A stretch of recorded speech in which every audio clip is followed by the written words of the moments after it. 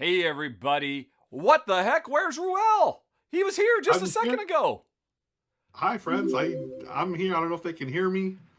I think They they can can't hear see you, me because I can't see me. but they cannot see you. Oh, you know why? It's because Ah, my lifelong habit of minimizing things when I'm done looking at them, cannot do that with Discord. Cannot do that with Discord. All right. Well, that was an exciting beginning. Okay. yes. Off to a great start as usual. Friends, welcome to the R&R Show. We are here. We are live. Welcome to Twitch. And yeah, it's gonna be a good show. I'm looking forward to this one. We've got a fun topic that I'm always happy to talk about. Yeah. I mean, we already did top 10, gifts, games to give as gifts. But, the holiday seasons are far from over, so what do you want to play with your family as opposed to what do you want to give them? Just seemed like a no-brainer.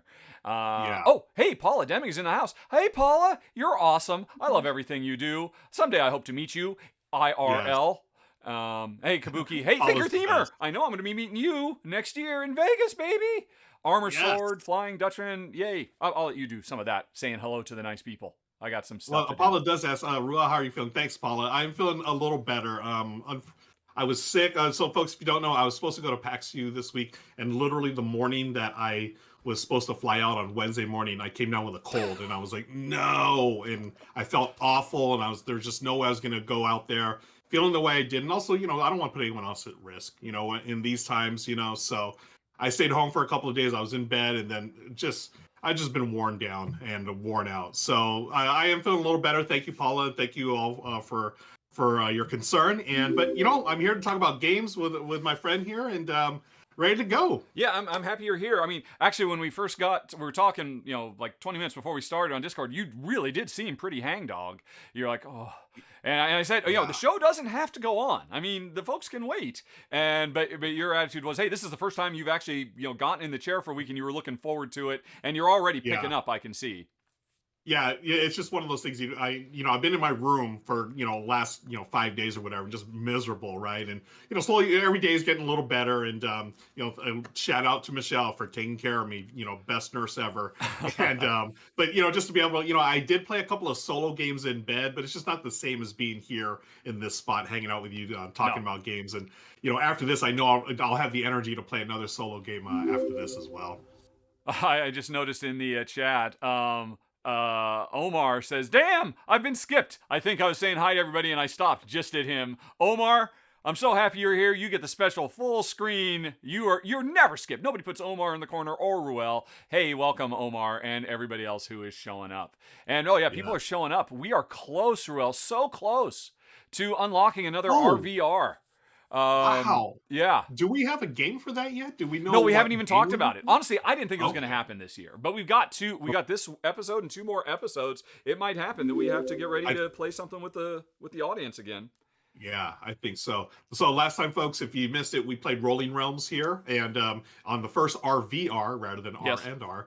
So for this next one, we're looking to do something similar, a bingo style game where we can play and everyone who's watching can play along as well, which I thought worked great for Rolling Realms. Yeah. Oh, yeah, fantastic. I mean, that'll be a tough act to follow, quite frankly.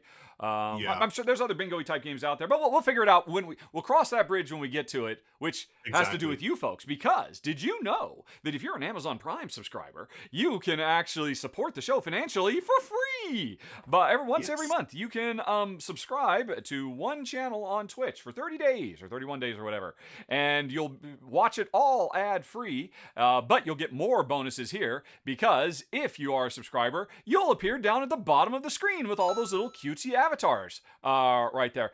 And and thank you for the bits, Kendricks. Oh my gosh, we're getting closer to the bits goal as well. Awesome. So if you subscribe, you're ad free, you get an avatar on screen. Everybody's dancing for the bits right now. Everybody's hovering for the bits. So excited for the bits. Thank you. $1 closer. And you get exclusive extra videos that nobody else does. If you scroll down below, you will see there is a subscriber only section where I post links to hidden YouTube videos, like our old playthrough of was it Zulk the Mayan Calendar with the Tribes and Prophecies expansion and some other stuff. And I don't remember what all we do for subscribers, but if you're interested, and therein ends the sales pitch. Twitch makes us do it. But I know, if we right? just get a handful more subscribers, we will hit that RVR episode, which I had a blast doing last time. Yeah, I'm excited about that. It's great. We're I think 13 away from hitting that goal. And again, as Rahdo said earlier, if you have an Amazon Prime account, you get a free subscription per month, folks. So feel free to use that here, and it'll get us closer to that sub goal. Do want to say shout out to Ruckus in the house. Nayami's here. Thinker Themer, thank you so much for the love. Appreciate it. Exacting Vampire is here as well. They just bought Nocturne for their wife for Christmas based on a recent episode. We've got to get you back to where you can pin stuff on screen because I can't find that. Oh, yeah. Wow. Yeah, I'm just scrolling up and up. Yep. Let's see. Okay. Oh, what else? Oh, speaking of the avatars, by the way, you'll notice they're back. They had their grand debut last week. There were some problems. I love them. I think they're great. I just like, over in the corner of my eye, just seeing all that motion, all those silly things, and all the customization everybody can do. There were a couple of problems that were pointed out, so I've taken steps to address them. One, before they were completely obscuring the view of the banner at the bottom of the screen, so nobody knew what topic we were talking about or what number game we were on. We were doing countdowns and all of that. So as you can see, the avatars hide behind the text, which I think is actually kind of adorable. Actually, I really kind of like that. Yeah. Those things are super cute. Yeah. The other thing was that they tended to create a lot of chat spam. Whenever a star got spawned and people started jumping to try to catch it to get more customization points, or if people wanted to fart or whatever all you can do, it was just like there was just, it really kind of got in the way of chatting. So what I figured out a way to do is, if you issue any command to your avatar, like sit or hover or all the different things you can do. By the way, I think it's exclamation point. If you type in the chat, I'm going to do it right now. Exclamation actions. You'll get a list of what you can do. You can attack each other. You can fart. You can duel. You can hug each other. You can jump around. You can do all kinds of things. And what will happen is most of these things, if you do them, you will get a message saying, what does it say? Rahdo runs through, deleted your message, click to show. Because what I think I found a way to do is, as soon as those commands are issued, I've got a thing set up that will immediately delete them from the chat. So nobody sees them. And so if people are jumping like crazy to catch a star, every time you try to jump, you'll see, I deleted your message, but the message still went through. You will do the jump. So the more messages you do, the more you'll see the message is deleted. But if you watch on screen, 2 or 3 seconds later, your avatar will jump appropriately. That was the best way I could come up with it to try to fix this problem. And of course, as Marcus points out, I can jump all day long and it won't get deleted. That's because you didn't do exclamation point jump to make your avatar jump, smart guy. Yeah. So don't forget, folks, you need that exclamation point. That's command and then whatever word it is. And you can see there, it came up in chat. You have attack, bomb, clap, and all kinds of stuff there. You can put on your avatar. And now I believe those notice your dance was deleted by the avatar. Only you see that. Those should not be seen by anybody else. The initial command disappears, only the output. Like if somebody wants to start a roulette wheel, which I forget, I think it's like exclamation point bet, and then you bet a certain amount of money. Everybody has 20 seconds to try to, join that bet and see how well they can do on the roulette wheel. So the output of that will appear, but the original command saying bet will not appear on anybody's screen other than your own because it got deleted from the rest of the chat. Let's see here. All right. And now, is that correct though? No, it's not. Oh my gosh, I did all kinds of... Oh, no, I'm seeing these. Let's see. Can somebody confirm... All right, I tested this like crazy over the weekend. The problem is I'm logged in as me, so I see everything no matter what. If I go to just an anonymous or, incognito mode, right. Oh no, it says message deleted by moderator. I almost said a really bad word just then. Dang it. Yeah, people are verifying, Meeple calling around. Hi, Meeple. I miss you too, brother. Appreciate that. People are just saying that they're seeing a lot of deleted messages. Okay. Well, I mean, you should see it when you yourself delete. Okay, but now I'm watching just as an incognito mode. Somebody jump. Daddy Mac will make you jump. Or hug me. Hug, exclamation point, hug. Rahdo runs through. Let's see if that shows up, if it does the delete. All right. So, no, I think it's working. Because I'm watching for a bit. You see all Nazgoth. So Nazgoth sees. Oh, you know what? Mods, of course, will see. I don't know. I've made some people mods just because they seem like they're okay dudes and dudettes, and they're hanging around a lot. So I think mods will get that information as well. But I'm just logged in as a complete nobody, and so me as a no one, I don't see these messages at all. But does a follower see them? Okay. Somebody in the chat. Oh, I see. Spectre says, I don't know the specific bot, but there may be a setting to use whispers for commands. I looked into whispers. Apparently, because whispers are very easily used for abuse, for harassment and whatnot, that Twitch really puts a stranglehold on bots' use of whispers. Bots can do it, but Twitch gets really, Twitch tries to minimize that. Because I did talk to a bot maker. Hey, is this something that I could use? And they said, look, if you try this, you'll get shut down by Twitch because Twitch does not want bots doing whispers. For perfectly reasonable, it makes perfect sense why they wouldn't want to do that. Yep. Let's see. Wow. So, for instance, all right. That is interesting. Some people are seeing the delete messages from others, but others are not. I'm just logged in as a completely anonymous random person.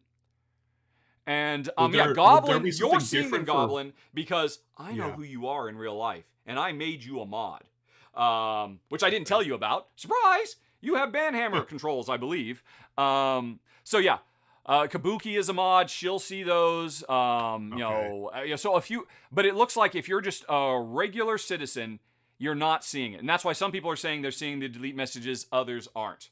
So that is the heavy burden you must carry as a mod. You'll see every time somebody issues a jump command, even if nobody else does. You're not a mod, Kabuki. Hold on. Let's see if I can fix that. If I can find that. Kabuki should be. Oh, yeah, I have to type it. I could have sworn I did that. I thought you were like the first mod I made. /mod KABUKIKID. And folks in chat, just so you know, if you have that icon with the sword next to you, that means you're a mod. So okay. The sword, so, that I did not know. Learning all kinds of stuff. Okay. All right. Oh, all right. I'm not even falling. All right. So Time Spun 1 says you get the deleted, but Time Spun 1. Are you seeing the delete message when you do a command or when everybody does a command? I'm going to jump right now. Jump. Time Spun, 30 seconds from when I'm talking. Did you see, because I'm logged in as nobody over here, and I didn't see that message, but I did see myself jump on screen. Time Spun, did see.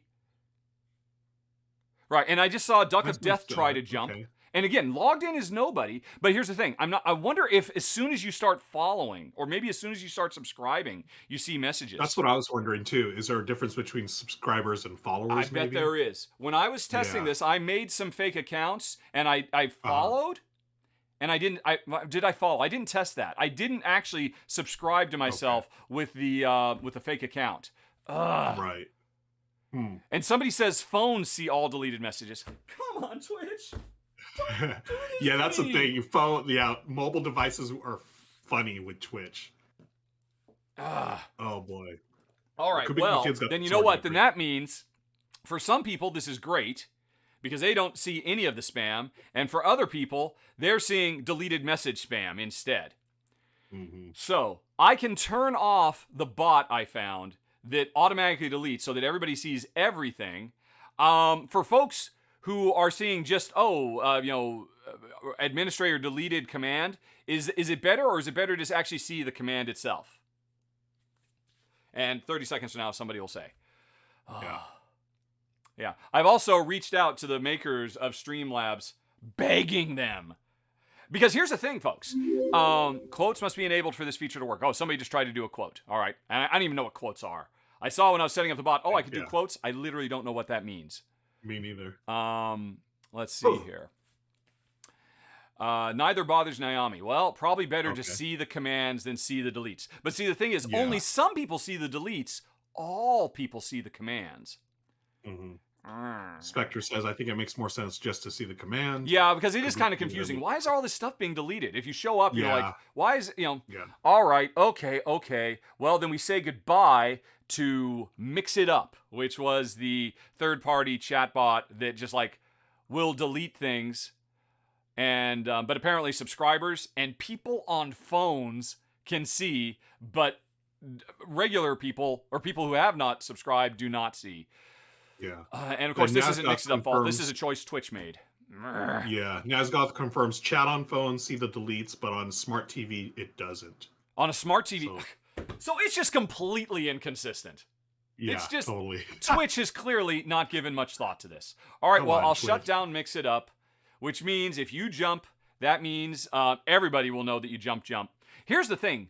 What I asked the developers of Stream Avatars to do, if you're a subscriber and you scroll down to the down below the video where there's the thing that lets you customize yourself, one of the things that appears there is a little control panel. And if you use that control panel to jump and dance and hug, it bypasses the chat window, and so you can do things without spamming the chat. But I don't expect anybody to do that. That is clearly not how this is intended to work. And so now jumps start appearing again. Arrgh. Okay, there's all the jumps. All right. Well, Goblin doesn't see that it's better to go this way because Goblin was going to get spammed no matter what.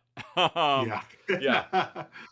Okay, well, tell you what, folks. This is an egalitarian and democratic society. Let's put up a poll. Let's do that. There you go. All righty.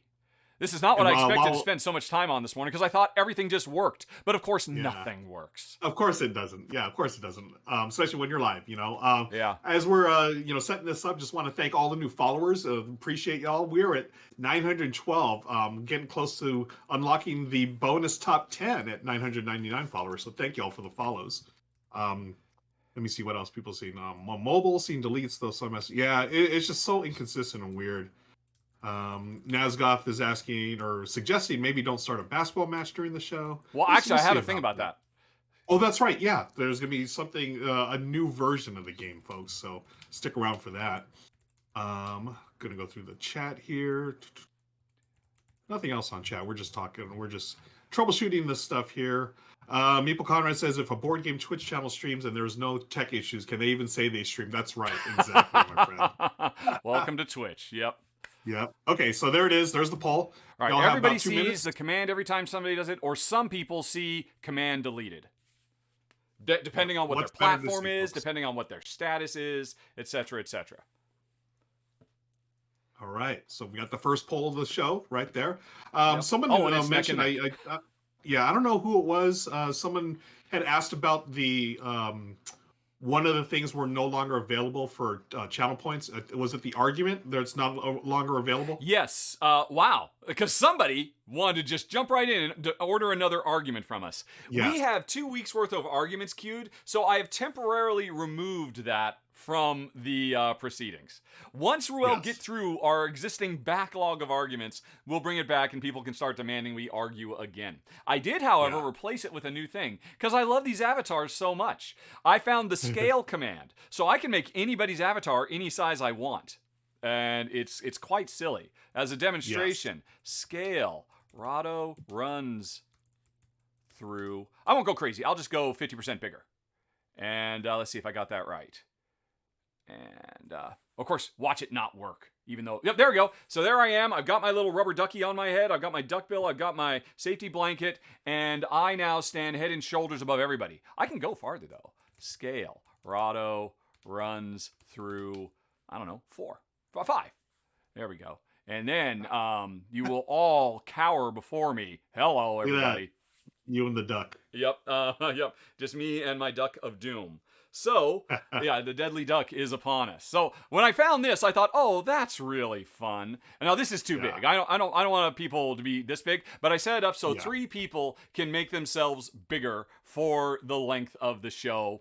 Although, actually, I didn't even think of this. Yeah, I can make myself smaller, too. I can make myself, let's see, scale, Rahdo runs through. Why do I have such a long name? 0.3. I'm just going to be a little tiny. I'm going to be a wee little tennis ball size. Oh, my gosh. Where'd you go? I can't even see you. Yep. I don't step on me. I might scrape on my shoe. Thank you, Omar, for the subscription. We are getting closer ever still. Yes. See, Omar, I told you I wouldn't forget you. Oh, now they're all stomping because Omar. They're gonna stop me. Oh no! Except I'm in there. I'm a tiny little thing. I'm like 5 pixels. I'm in the bottom right corner of the screen. Yep. I'm standing beneath Fidel AB4, I think. Yeah. Oh, and Fidel is currently stomping me into the dirt. Oh, these are fun. Yeah, all right. I'm gonna go back to being a normal avatar now. Scale, Rahdo runs through 1. Just normal size. Yeah. Okay. So anyway, so that's a new thing. A few people can spend their points to get bigger if they want. Let's see. Right. Oh, and we seem to have finished the poll. What were the final results? The poll is done. The final results were everyone sees commands. A narrow one. 3 votes. Okay. So see, people votes do make a difference. Okay, we'll leave it like this. I will go back to the drawing board and try to come up with a proper way. Because I just love these guys so much.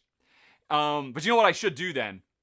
Well, no, it's fine. It's okay. Yeah, hey, I've got a job for one of our moderators. Who can be the first to ban? Oh, hey, look at that! Yeah, HAH pill or whatever. It's a spam bot. So let's see if one of our moderators could ban that. I've hit the big time. Bot. I think this is my first. I think this is my first spam bot. Really? Yeah, I've never noticed anything so blatantly. Oh, remember, because before I had URLs turned off. Oh, okay. And I turned them back on because when you turn them off, that prevents people from being able to share clips. Which is like, come on, Twitch. I know, right? Come on. So let's see if anyone can ban that person. All right. Yes. Who did you say? I mean, actually, I think I have a. What is it? I do /mod, and I think it tells me who all my mods are. Right? Okay. Is that it? No, I don't know. Nope. Okay, I don't know who my mods are. Kabuki has a sword, so Kabuki is a mod. And but Kabuki might have stepped away from the screen for a moment. Okay. Are they still there? Are they getting away with it? Oh. No, I mean it was just one message, but it's obviously a spam bot. All right, well I'm gonna get rid of it. Yeah, okay. We need some mod boot camp, obviously. Oh, okay. There's Kabuki. Kabuki, it was HAHPI. I can't really read it. I'm like, it's HAHPIL. It's about a page up on the chat. Oh, Goblin tried to ban. I think you just click on their name and then it should say. Well, the weird thing is to do it, you have to you have to. Where is it? You have to click on the chat settings, which is below where you type in stuff, and then you have to turn on show mod icons, because by default that's off. Oh. Which again, come on, Twitch! I make somebody a mod and then you hide their mod abilities from them? Oh, Twitch. Come on, Twitch. Okay, there, we could type /ban and username there, click. Oh, you can. You can use physical commands too, right? Okay, cool. I mean, I guess that's why they're off by default, because I've turned them on recently, and I guess it might be easy to accidentally, trash can somebody without meaning to. That's true. Okay. All right. Well, hey, this is Oh, it kills all your chat when you switch to. Oh, come on, Twitch! Why would you do that? Why would you eliminate all the? Come on, Twitch. Oh my gosh. All right. I'm not going to let this person get away. I'm going to ban him myself. And did I do it? All right. I hit the button. What happens? All right. Oh, no. I have to time out. No, I have to ban. Then I delete the message. Okay. Done. Oh, Phew. Goblin did it. Okay. Oh, okay. I did it on my screen, but apparently multiple people can do it. Oh, of course. Kabuki turned on her mod privileges, and then she couldn't scroll up to get to it. Yeah. Because of course. Oh, wait, that makes perfect sense. Don't delete Meeple Conrad's message. Meeple Conrad's okay. Meeple Conrad's one of the good ones. Yeah, he's a great one. Oh no. Yeah. I gave you the mod privileges. I'll take them away if there is a report of mod powers going to anyone's head. All right. Hi. Oh, I like this. The real Hefe says, Twitch here. Yeah. We're going to give you this axe.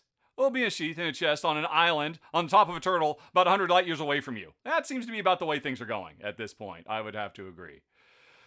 Okay. Well, okay. So, the commands are back on. The avatars are awesome. So People will be jumping every once in a while. Hopefully people don't mind too much. I will go back to the drawing board, try to find another way. But we actually have real work to do. All right. Oh, Karthik gives the Rahdo frown to the spam. But it's fun spam. It is fun spam. Anyway, though.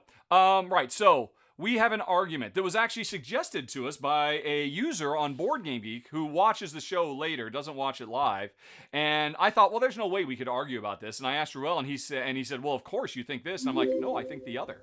So we have an actual argument. So 14 days ago, Flying Dutch Rocker requested an argument. We are finally going to make good on that. Because today we are going to... where'd my thing go? Where'd my notes go? Oh, where'd it go? How did that happen? There's my top 10. There's that. How is the one thing I need right now the thing that disappeared? Of course. Because of course. Twitch. Banner. There we go. Banner. Okay, folks. I was going to be all smooth and stuff, but then I revealed how, behind the scenes, everything is falling apart as fast as we can go. It's time for an R&R argument. Finally. Yeah. We're 26 minutes in, and we begin our first actual segment. Okay, so Ruel, the R&R argument that was suggested, I'm sorry I do not remember user on Board Game Geek who suggested it, was comic book Rogues Gallery. Batman versus Spider-Man. Who's got the best villains?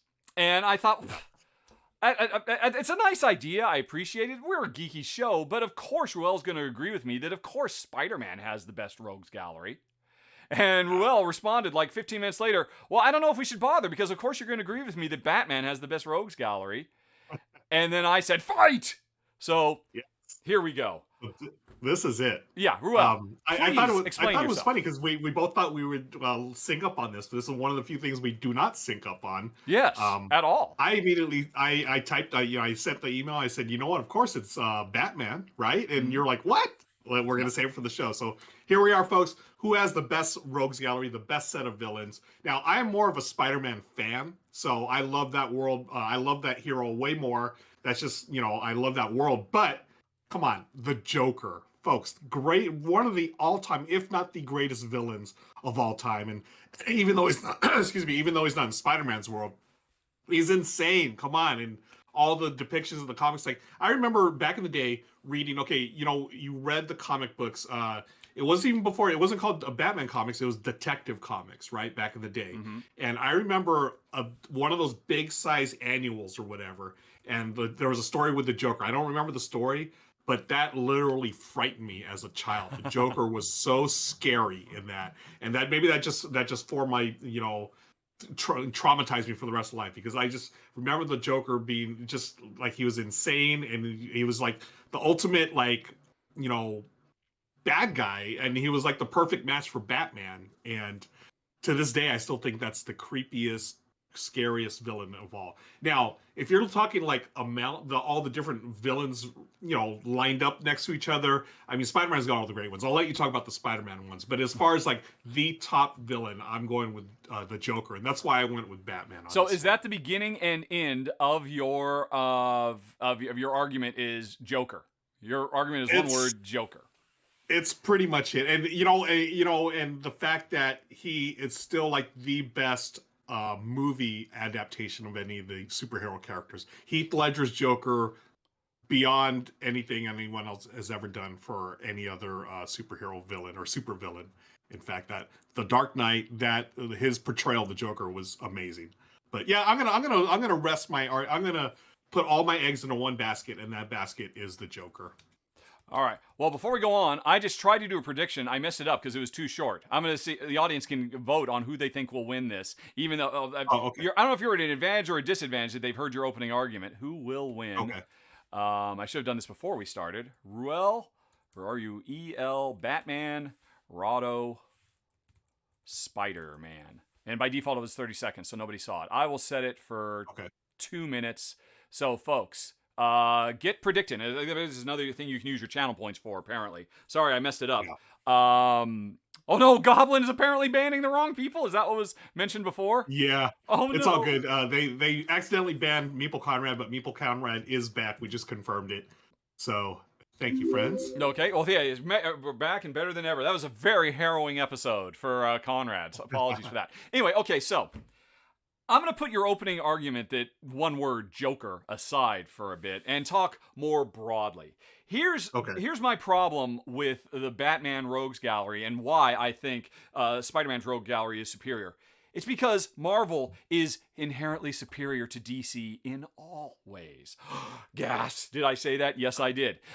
Because everything about DC is silly. Everything about DC is born on, what now? Almost 100 years of just layering thing upon thing upon thing, mishmashing stuff together, weird, sometimes we're silly, sometimes we're serious, but all of it is just so weird and antiquated and outdated. Marvel, from day one, with Stan Lee working with some of the greatest artists the industry has ever seen, built a cohesive world from the get-go that felt, if not our world, certainly parallel to our world. Everything, as a general rule, that exists in the Marvel Universe just feels more solid, more connected, more relatable. And that's true for heroes, and it's true for villains. And so, if you want to compare, Batman's premier villain, Joker, to Spider-Man's premier villain, I would say you could make an argument that that's Green Goblin, right? So we're really talking about, if we want a mano a mano, Green Goblin versus Joker, Green Goblin is a much more interesting character. Green Goblin is not this mysterious cipher with no backstory. You know who Green Goblin is. He's Norman Osborn. He's a titan of industry. He's a close personal friend of the family of Peter Parker. There are emotional stakes involved as opposed to, it's just some weird random hodgepodge of lunatic stuff that everybody loves because everybody has a really strong sense of nostalgia for either Cesar Romero or Mark Hamill or now Heath Ledger. Three amazing performances, and that everybody just applies that, say, Joker is the greatest because there were three amazing performers who performed as Joker. And Jack Nicholson too. Let's give credit where credit is due. And honestly, I kind of like Jared Leto a little bit. But anyway, that's neither here nor there. Whereas the character of Joker is just one note. And I mean, I know over the years, artists and writers have tried to do interesting things with him, but those are then always just stripped away. Hey, wait around 2 or 3 years and DC will hit the reset button and it'll all disappear again. Whereas the history of Peter Parker and Norman Osborn, the Green Goblin, lives on. I mean, obviously, spoiler alert for 40-year-old comic, Green Goblin killed the love of Spider-Man's life. And not as part of an origin story, but it's something that defines Peter Parker, the death of Gwen Stacy. It's one of the most amazing moments in comics history. Nobody expected that level of depth and maturity in comics when that happened. And then the extra layers too that he didn't really kill her. Arguably, Peter killed her because he didn't save her right and he snapped her. There's so much subtlety and nuance. He's a more interesting character. There's more that can be done with him. He has, switched back to sanity. He has fought his own internal demons. And honestly, I thought Willem Dafoe did a great job of portraying him. Let's not talk about the amazing Spider-Man Green Goblin, though. We can put that to one side. And so really, something we can agree on. Yes. Yeah. I mean, we could go down beat for beat. Who else is really good? I mean, what else people love? I mean, the Riddler. I don't know. I would take Doc Ock any day of the week. You have Ra's al Ghul, Bane. I mean, there's some great villains that they're all simplistic one-note villains that are there just to do one thing and then disappear and here's another fundamental problem, and this is more a problem I have with Batman in general. We caught him. Let's throw him into Arkham, and then 6 months later, like clockwork, they'll bust out. Marvel doesn't play that. Marvel's villains, and this is true nowhere more so than the Spider-Man Rogues Gallery, they themselves change and grow and evolve. Look at where Rhino is now compared to where he started in the comics. He is an old, bitter man. He's lost his wife in a divorce. Or look at Doc Ock. The whole, Superior Spider-Man run? I mean, just the idea that over years of having conflicts with Spider-Man gave Dr. Octopus, Otto Octavius, so many concussions that it ultimately killed him. And on his way out, he realized, I'm gonna have my ultimate revenge, transfer my consciousness into Peter Parker. And then for like 2 years of the comic, Peter Parker was ostensibly dead. And Otto Octavian was growing as a person because of the example Peter set. There's nothing in the history of Batman that comes even close to touching that, and that's because the villains fundamentally can't, because they're all one-trick ponies. They are all there, as you said, Ruel, to basically be a boogeyman and scare you as a little kid, or to give an actor a lot of scenery to chew on. They're great for that, but there's no real depth or subtlety to them. And I'll let you talk for a while, because I've been going on for a long time. Wow, that was very well stated. Now, I do have one problem. Now, here's the thing. I knew I was going to get myself in trouble because I'm more of a Marvel guy, too. Ooh. So I am a total Marvel guy, and I love the points you bring up. Now, the thing that you said, though, that I would take issue with is, you know how you're saying, like, DC just resets everything every now. I mean, Marvel hasn't done that over the years. They have done it. They have... And I'll give you that. I'll grant you that. But DC, in the last 20 years, has done it like 5 times. Marvel hasn't done it once in 50 years. Well, I mean, don't they have things where they bring characters back to life, or they weren't really dead? Well, yes, yeah. Oh no, but I'm not talking about that. I'm talking about what DC does. Ever since Crisis on Infinite Earths was so successful, they will literally hit the in-universe reset button. Hey, everything that happened before then didn't happen now. Now here's our new reality. And then you had New 50. They've done it a dozen times, and I hate it. It's one of the reasons I hate DC so much. And I know I should. I was just going to say, that's why I don't read DC either. It's not like the Killing Joke is invalidated because of, some sort of reset, but it still feels like it does. Canon feels important to me, and so it kind of bugs me. Oh, we are rated by Chits and Giggles. Hey, everybody, we're arguing about Spider-Man versus Batman villains. And I think I'm winning. Oh, how did the poll go, by the way? I don't know. I'm not sure how it works. I've never done a prediction before. Let's see. Yeah. But also, thank you, Omar, for subscribing. Thank you, Carrara Show, for subscribing. We are so close, Ruel. So close to unlocking the RVR now. Yeah, that is like just right like 11 more subs to go, and we might it might happen before the end of the year. It'll be a Christmas miracle. Anyway, though, we're gonna have to start talking about what game we're gonna play. It's a given. But here's the deal. Even with the in-universe stuff, where there are resets, I think Marvel, as a general rule, works harder at it. And certainly, there is no worse example in all of comicdom than Batman. It's just like, they were locked up. We were trying to treat them. They escaped. It's such a ridiculous revolving door. It's a comic book trope.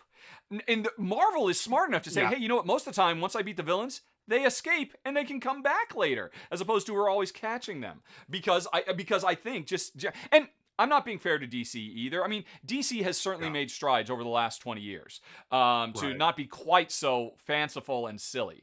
But, I was talking more about, the Crisis on Infinite Earth, New 52, Flashpoint. Okay. Every time DC says, wow, we've really painted ourselves into a corner here. This is all messed up. Let's just hit the literal reset button for our entire universe and start all over because it will juice our sales.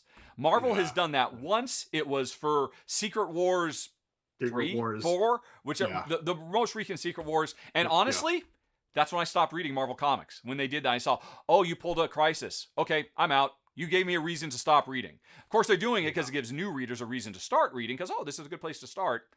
Yeah. But, I don't know. So, I don't know if you want to try to put Penguin up against Vulture.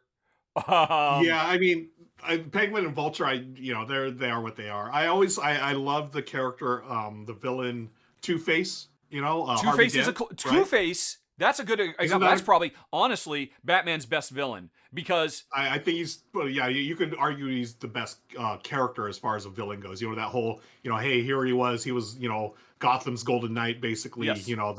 But then he, accidents, things happen and he turned. So.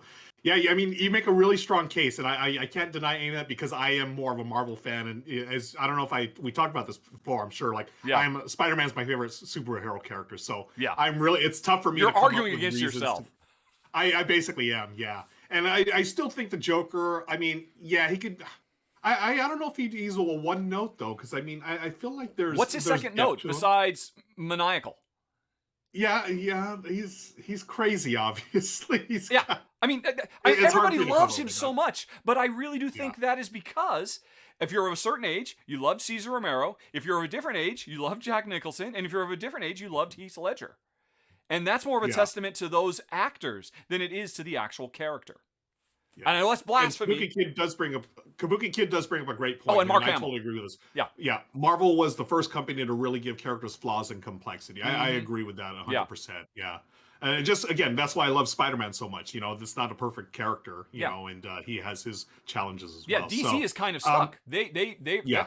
I imagine if they started doing that and they tried to evolve their villains, this isn't what DC does. And that's why I think, as a general rule, they're weaker characters. Somebody I did see fly by, I can't see it now, mentioned, well, okay, but Catwoman over Black Cat.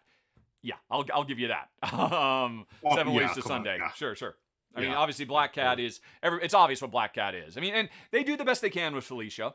Hi, Felicia. Yeah. Hi, Felicia. But even still, that's another example. I mean, although you're right, Black Cat, I think, has more of an arc as a character than most Batman villains. Because, she's gone good, she's gone bad. They did interesting stuff with her. I really love Black Cat, though.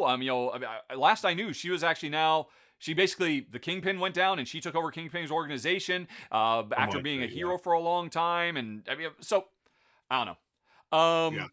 Yeah. Okay. Have we hit the end of this? So can we post the results? I can see there was I have no idea how Twitch predictions work. I put up, they had 2 minutes to say, will Arraial win with Batman or Rahdo win with Spider-Man? I can bring it up myself. I don't know if anybody else can. And 67% said it was going to be Spidey. Okay. Yeah. Let's be honest. Right. Oh, I see. I have a button here. I have to choose. Who would you say won? I would say you won. Alrighty, then I'm going to choose the outcome, and I say it was me. This is kind of rigged. I can, and now I believe. Really? Let's see. Are you sure Rahdo Spider-Man is the correct outcome? Once you choose this, viewers who have chosen the correct outcome will get 360 channel points. Oh. Wow, that's pretty cool. All right, yes. People actually have, that's cool. Yeah, people had to predict with channel points. And the prediction results are in. Rahdo Spider-Man win. And so a whole bunch of people make a whole bunch of points that they can use to, no doubt, save up to buy their next argument. Yes. Like arguments. All right. Now, did someone try to cash in a this or that earlier? I thought I saw that. I think so. Let me go on. Let me bring up the. Let's see. So that's done. We have one more argument, folks. Start thinking about good arguments because Will and I, we can't think of any. We get along too well, and even in that one, it came true about halfway through that. Ruel didn't feel that strongly about his perspective. Come on. I love Spider-Man way too much. Yep. All right, so we have another argument. We have a top 3 that came in last week. We do have a this and that, and we have 2 top 3s and a this and that. Okay. You want to do a top 3? Knock out one of those top 3s? Yeah, let's go ahead and do that, especially because it's the oldest one. So we're going to do a new top 3. Folks, should we come up with suggestions and let them vote, or do we want to make them suggestions and then we choose? What do you think? How do you want to do this? I'd like to get the audience involved here. Let's let them come up with stuff. All right, Examining Vampire gets their wish. Folks, start suggesting a top 3. I would like a mix of silly things, but also game things. Because this is essentially a game show. If I'd like the top 3 Reiner Knizia games, that would be cool. As opposed, because I think last week when we asked, all we got was ice cream and Star Wars movies and stuff like that. Right. Oh, but I remind you, we did promise somebody that we would keep putting holiday movies in until it happened or until Christmas came by. So let me start working on this poll. Right. All right. See, I need a new poll. Top. Andrew Scott is asking. This is a game show. Yeah, apparently it is. I think it is, Andrew. Top 3. All right, so I've got best holiday movie. What else? Games? I can put up to 5. So tell me what there's. Anything you see that sounds good, I'll type it. Top 3 tile placement games. Tile placement. All right. Top 3 games you regret getting rid of. That's an interesting one. Game regrets. All right. Let's see. What else do we got here? Top 3. What is this called? That one I don't understand. Top 3 special meeples. Special meeples. All right, that's a tough one. I can think of a couple off the top of my head. Do we have any? There's a top honestly, 3 we don't have to choose games. these. I think that's too hard. Okay. Top 3 greatest game moments. Oh, I like that Greatest game moments. All right, that's cool. One more. And then the folks. One more. Let's do top 3 thematic superhero games. Thematic superhero games. You know what? There might only be 3, quite frankly. Alrighty. So, boom. And we'll give them 3 minutes to start that poll. Vote! Make your voice heard, folks. Okay. And while they're voting, let's see. Have we missed anything? Again, thanks to everybody. Hope anybody who stuck around for the raid. Hope you're getting what you came for. Hopefully, Chits and Giggles did not steer you wrong. And right. Okay, so we got a couple of minutes, folks. So go ahead and vote. Yep. What we're going to do our top 3. What else do we have to cash in? We got a top 3. We did our argument already. Yep, we've got another argument, which we'll do next week after we get a good topic. We got a this or that, and we have 2 top 3s. I think I really have to stifle these a little bit more. They come in too fast. Yeah. And so far, nobody's requested to have a giant-sized avatar, very sadly. These little avatars, they're cute. They're fun. I like seeing all the people jumping up around and stuff. Have we talked about what's coming up on the show? Hey, you know what? We could give a game a gay. How about we give a game a gay while they vote? Yeah, well, let's do that. That's a good idea. Although, let's see. Okay, so can I hide that? Right. Let's see here. How can I hide that? That means I'd have to click this, and I would have to click, where is it? Alerts, spin wheel, green screen, face camera, discard. How do I hide this? Where does the top banners? Oh, wait. Oh, no, is it up here? Is it up here, I bet? Alerts, spin wheel. I have no idea how to hide this thing once it's come up, because I don't remember where I hid it, in what scene. I thought it was in alerts. The poll. Yeah. Okay, so I need this, and then I need to come over here, and okay, here we go. Stream avatar, stickers, chat highlights, poll. I'm just going to hide the poll for a little bit. Voting will continue, folks. But what am I doing? I've totally forgotten what I'm doing. We're going to give a game away. We're going to give a game away, yes. Right, which means we have to go over to the browser, the Wheel of Names. We had a bunch. I don't know if we just had a more successful show last week or if people just really want a copy of Palaces of Carrara, but we had a big uptick in votes. And by the way, for folks who are wondering, remember the secret word was royal, and I kind of flubbed it. And I said royalty, and then I said royal. So some people were worried they didn't hear royal, but they heard royalty. And so they guessed that was correct. It was correct. Also, we changed the topic midway through. We changed it from coins to chips.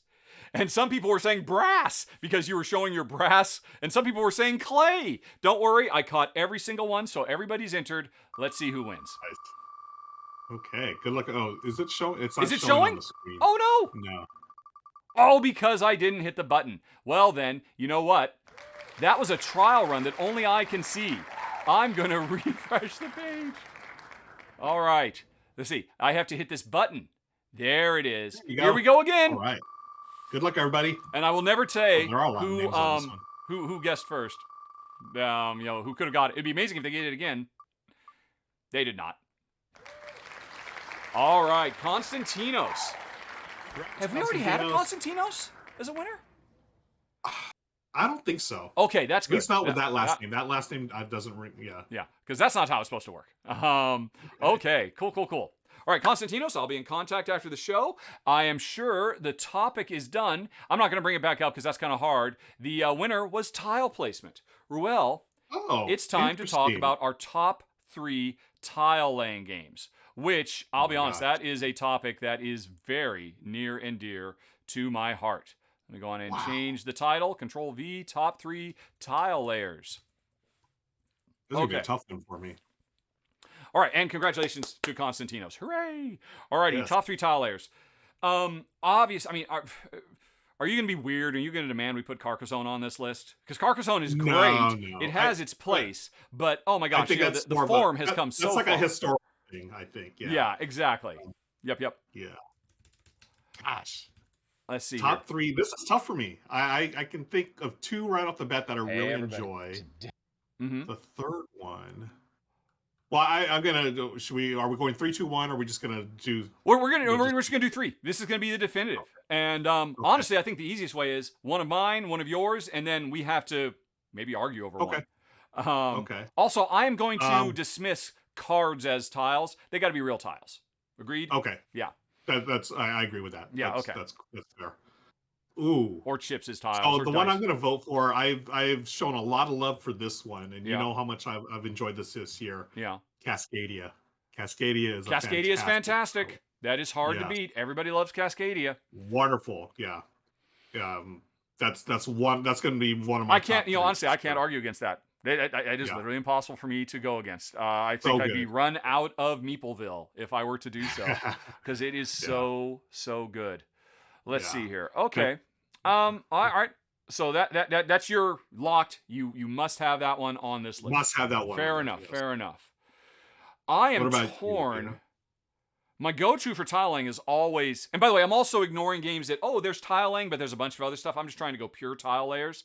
And Glenmore is so good. It continues to be. And Glenmore 2 is great too, but actually I still prefer the original Glenmore, if I'm honest. Yeah. And Miyabi from Haba, right behind it. Miyabi is phenomenal. It's so good. And Isle of Skye is amazing too. And Habitats is fantastic. I'm just actually looking at my list of games. Would you consider the Castles of Burgundy a tile layer? Could you? No, there's more to it than that. I mean, there's more to it, right? I mean, Cascadia, it's just all about the tiles. But I mean, in Burgundy, we're shipping stuff. We're unlocking secret powers. We're managing dice. We're doing regular scoring sessions. I think Burgundy is more. I wouldn't put Burgundy on. Definitely. You could maybe argue putting Tuscany on. Castles of Tuscany, which is a super... Castles of Tuscany is really Burgundy, the tile layer, because it's nothing but the tiles. You're right, yeah. And honestly, I wouldn't put Tuscany as a top 3. I love it. I wouldn't either. Yeah. So, I mean, there you go. Okay, so we've got 2 of them. All right, we're going to go Glenmore. All right. Glenmore, Cascadia. What's a third one?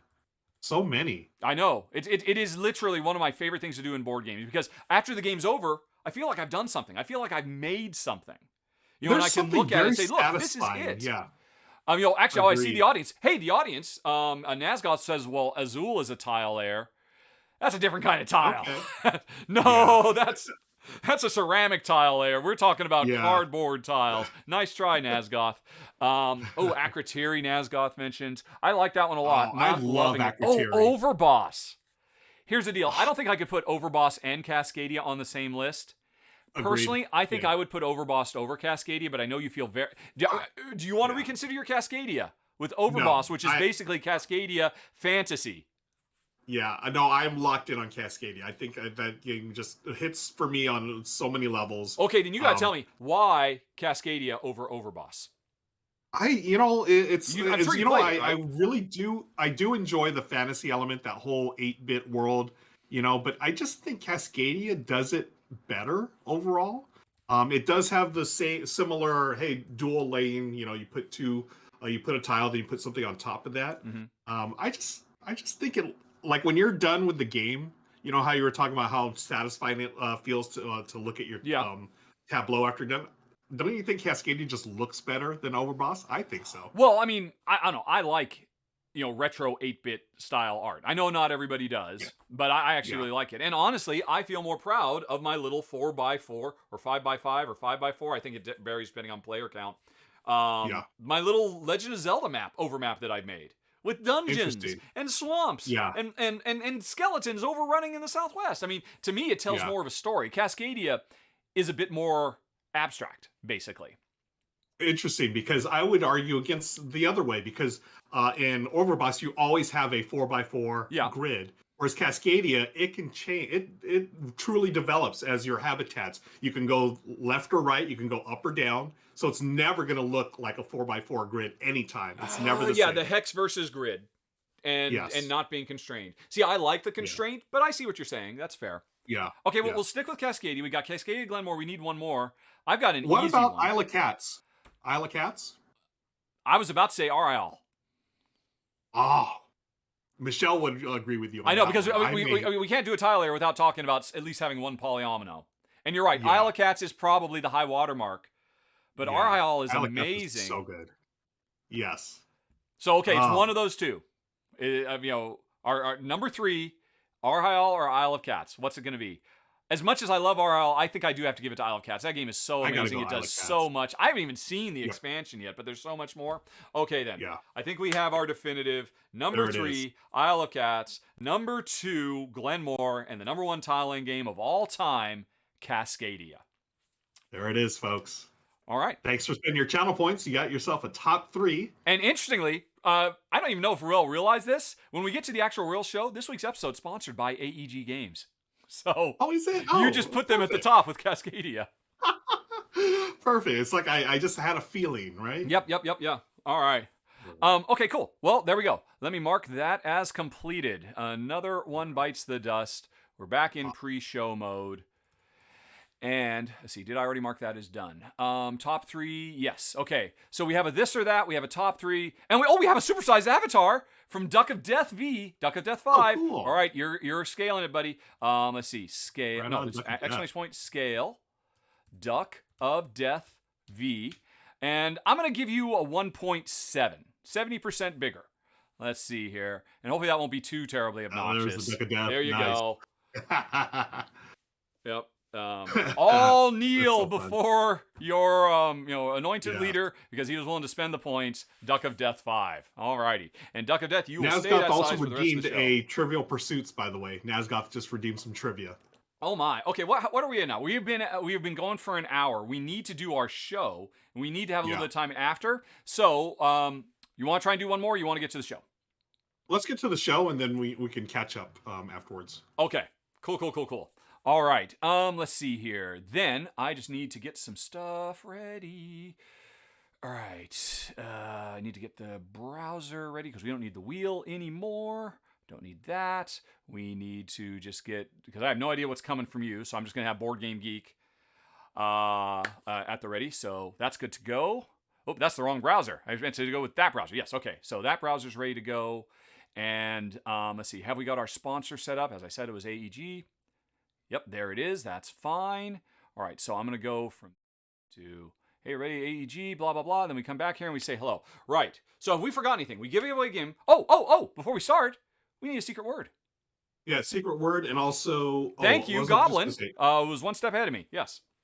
Yeah, secret word, and then... Oh, do we have the little thing that says we're live and, we're not going to... Yep, that's ready. I can put that up whenever. I think. Okay, cool. Or can I? Wait a minute. Where is it? Oh, no. Boop. It's a key that you're supposed to make. Oh, it's not there. Why isn't it there?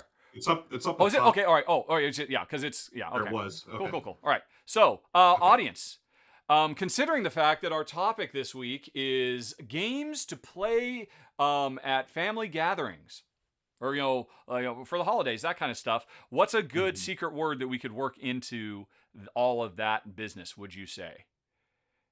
And, of course, I shut the browser. Why did I do that? All right, dysfunction, says TB Baloo. I'm sure that's something a lot of us can relate to, but let's see if we got another one here. All right. Secret word. Nazgoth suggested goblin because goblin remembered. Yep. Eggnog. Mistletoe. Yeah. Stepmother. Joy. Joker. Feud. Joker. Joker. Monopoly. Monopoly. Gingerbread. Gingerbread, I'm interested in. You like gingerbread? You want to throw gingerbread in? I think I can work that into one of my games. Okay, all right. Then gingerbread. Let me go ahead and update my banner. Gingerbread is the secret word. Secret word is gingerbread. All right. We have a nominee. Cool. Okay, let me get the last little bits.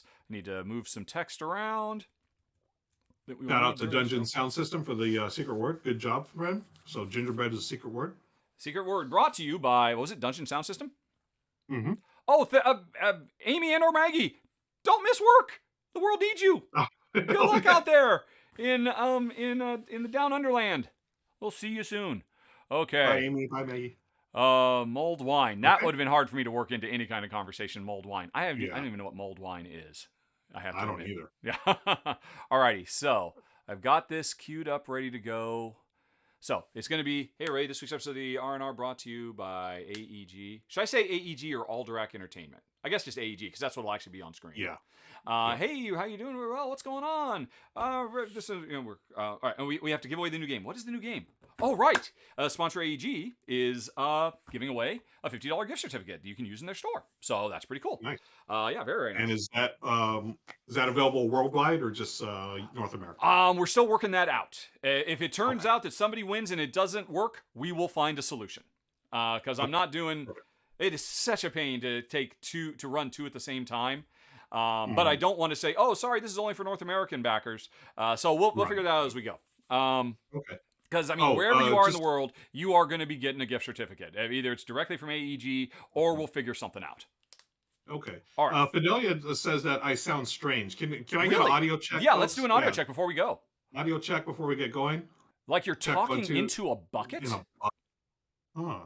Anybody else in the audience? Somebody started a roulette wheel, I can see. Oh, Andrew is firing up the roulette wheel. And a little echoey. A roulette echo. A little echoey. That's weird. Oh, I didn't change anything on my end. Yeah, has this been the whole time, folks, that roulette was echoing? Or did it just start happening? Wow, everybody. I'm robot-like. Surely, I mean, we've been going for an hour. Surely somebody would have mentioned it by now. Almost underwater?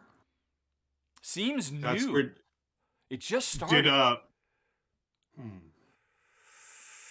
Would that be something where you're switching scenes, coming back? I did just switch some scenes, so it's certainly suspect. All right. Oh, I hate turning off Windows sounds, but in theory, I could do that. All right, folks, as a test, I'm going to disable Windows sounds, and I'm going to let Ruel talk for right a after bit. the roulette wheel, they said. It happened with the roulette wheel? No. Right afterwards. So there was that scene of the roulette wheel, then you came back to this scene, I think. That's weird. Well, okay. It's gone. All right. So, here's the thing. I've fought so hard to make these virtual audio cables work, to just pull you into one, and it is pulled out into a separate one, but you're still in Windows. And it seemed like I did this last week, and it was close enough to sync that nobody noticed. Apparently, it has now gotten out of sync, so I've got another thing to keep working on. I don't. They say it's good now. Yeah. I mean, so what that means is there will be no more Windows event sounds. If somebody subscribes, or if there's a raid, we won't hear the bling, or any of that kind of stuff. Oh, tell you what, I've turned it off. I'm going to turn both of you off and reset both of you. All right, nobody can hear anything now except for me for a little bit. And now let's turn them both back on. And now talk a little bit, and maybe that'll fix it. Maybe, fingers crossed. Okay, well, hopefully that fixes it. Check 1, 2, 3. How's the sound, folks? Am I still sounding like I'm underwater or reverb world or whatever? Let us know. They'll let us know in 10 seconds or less. It's back. All right. Yep. All righty then. Well, say bye to Windows sounds. Why is it so hard? Windows. This is such simple things that any channel would want. Wow. Why? Well, it makes me so sad. So very sad. But it's more important that people hear your beautiful dulcet tones, that deep, deep baritone without any interference. All right. Thank you. Oh, there's not as bad. bad. Hate it, though. Okay, so that did actually change it, but it was still there. So the question is, yeah, it was something that I guess could always happen. I still have to find out, why are you still getting... It doesn't matter. You're off now. There will be no more Windows sounds for you folks for the rest of the show. But that's okay, because we're about to get to the main show anywho. Okay. So, and just to verify, everything's okay now, folks? Yeah. Yep, okay. I'm sure. Oh, and people are betting on the roulette wheel now. Exacting Vampire says, always bet on black. Ruckus is betting 200 on second 12. All right. And it's going to get in 20 seconds. Folks, if you want, you can type in !bet and like how much you want to bet of your avatar points and all of that. I love this stuff, but I'm still worried about spamming. I thought I'd fix the spamming problem. I clearly haven't. Yeah. And, all right. Oh, and people are getting some... That's okay. But I mean, of course, the first time anybody sees stuff, I mean, as it goes on, these things will calm down. They won't be quite so prevalent as after people have learned how the system works. Oh, Lucky Duck is in the house. A follow from hey, Vincent and the gang. I don't know if it's Vincent or somebody else. Great to see you here. Big fan, as you know. Okay, let's see here. Exacting Vampire bet on black, and apparently if you type in ! currency, it'll tell you how much money you have. But apparently it'll tell everybody how much money you have. Oh, here's an interesting thing. I believe ! leaderboard will say who is the richest person. Let's see, leaderboard. Right. Andrew is number 1. Lanare is number 2. Kabuki Kid 3. Kontu 10K number 4, and Stacy at number 5. Okay. Andrew Scott, all that currency. Look at that. Alrighty, and obviously, I think I probably do have to put some kind of cooldown on the roulette wheel since people can keep doing it. It's called Gamblers Anonymous. Exactly. Yes. That you come here. At least there's virtual currency, but is it a slippery slope? Is Rahdo run through a gateway drug? That's the question that we have to address here. All right. Okay. So your echo is gone, so that's fine. Okay. We've got the thing queued up. It's going to be, hey, everybody, sponsored by AEG. And this week, we're very excited about this topic. But before we get to that, the sponsor of AEG wants to give away. So what was it? It was gingerbread. All right. So we explained how the thing works. And is there anything else? No, I don't think so. I mean, we can just get right into it. We're good. Yeah, there's no other warm-up, right? Oh, by the way, folks, Jen wanted to say a huge thank you to anybody who watched last week's episode and ended up taking her up on the Rahdo bonus, where they got a special gift with purchase in the mail. Oh, my gosh, she had so many sales. She was working nonstop all weekend long. Yeah, we were I was having to go out and get food from the local restaurant. She's like, I don't have time to make dinner. I have too many things. So we had a very Merry Christmas. And hopefully everybody enjoys the little glass bonuses they got. If anybody don't know what I'm talking about, if you watched last week's episode, R&R.rahdo.com, you have until the end of business day, West Coast time tomorrow to order stuff from Jen's Etsy store and get a special free gift with purchase if you type Rahdo into the comment fields while you're checking out. But anyway, yeah. Let's see here. I think otherwise we are good to go. You know what?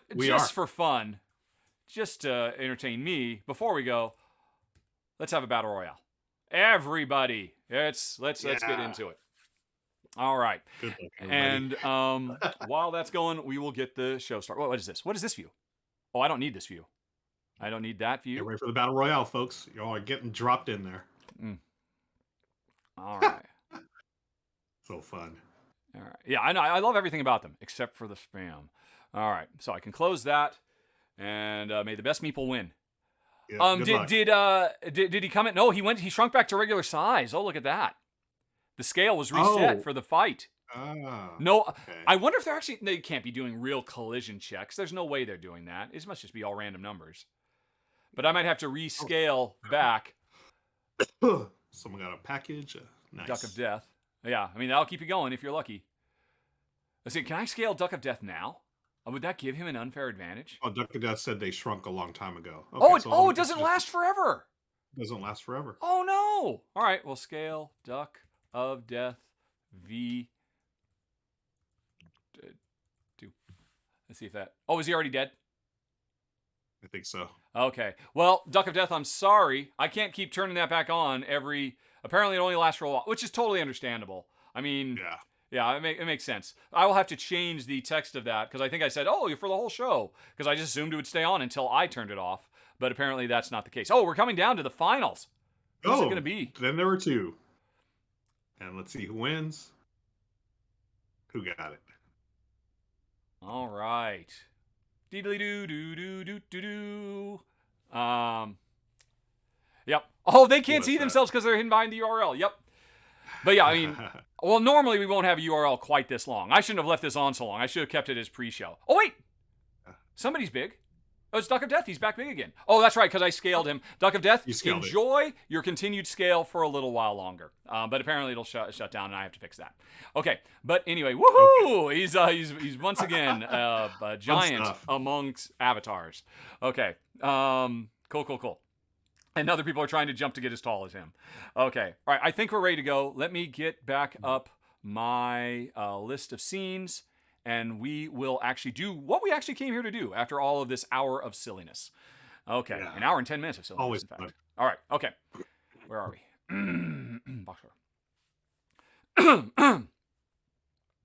Hey, everybody. This week's episode of the R&R Show is brought to you by AEG. Hey, Ruel. How you doing? Good. How's it going? Pretty good. I know you were feeling a bit under the weather earlier as the adrenaline started to kick in. Are you ready to talk about games? I am. I've been, for those that don't know, I was scheduled to go to PAX U last week, and the day of my trip, right before I was supposed to get on an airplane, came down with a cold, and that just it just knocked me out for the rest of the week. And I'm slowly but surely getting better, but I didn't want to miss this. I really enjoy our talks every week. It does give me a nice boost of energy. And the fact is that I have not been in the studio for about a week now, and I miss playing games. I have soloed a couple games in bed, but to be able to talk with them with you is always a special treat. So I did not want to miss it, and I'm here. I'm ready to go. Well, I'm really happy. I'm really excited about this particular top 10. Very timely, of course. Games that you want to play with your loved ones at family gatherings and whatnot. But before we get to that, we've got a little bit of business to do. We've already given away last week's prize of Carrara, or Palaces of Carrara 2nd Edition. Oh, it's so good, so good. But we are going to be doing a giveaway this week as well, folks. And it is thanks to sponsor AEG. One lucky winner will be able to get a $50 gift certificate from the AEG online board game store. And that is very cool beans. I love AEG, so much so that I am putting up a top 10 this week of my top 10 favorite AEGs to basically celebrate the fact that they were sponsoring the show this week. And actually, it was tough for me to actually pick my favorite AEGs. You'll be able to find that video if you hit that eye in the top right corner screen, or go look at the notes down below. Maybe that'll give you some ideas if you're lucky enough to win that $50 gift certificate. But Ruel, how do they win? Folks, all you have to do is watch the show. As we do it, we're going to be talking about all kinds of different games, and there's going to be a secret word that one of us is going to say. Indeed. And what you have to do is type in the name of the game that we're talking about when the secret word is revealed. Send that to an email and rahdo.com, or contest@rahdo.com. The secret word, you can see it right there below at the bottom of the screen there. The secret word is gingerbread. Hopefully I spelled that correctly. I think. Yeah, let me check. Yeah, that is correct. Yeah. So gingerbread, be sure to spell it correctly. Send the name of the game that we're talking about at that time to contest@rahdo.com. Exactly. And folks, I mean, every week I always get questions about this. It's the name of the game. As long as you get close enough, I'll figure it out. I have a little filter set up to automatically put the correct name of the game. But if you make a typo on the game, or if sometimes people still say the secret word and then they put the name of the game in the subject, in the body, I'll find those. But if you just want to do me a favor, you'll see the name of the game on screen at that point. So if you can spell it correctly, that's great. But if not, don't worry about it. Contest@rahdo.com with the name of that game. When one of us, and we don't know who yet, will say the secret word gingerbread.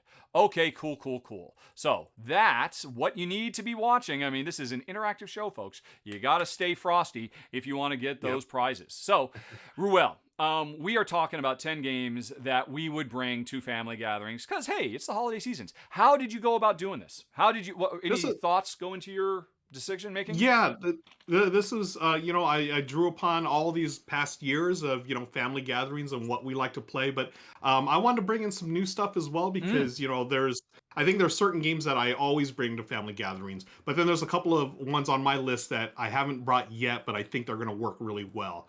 So my games are going to skew towards more gateway stylish games, things that I can bring that will be playable by a wide range of ages.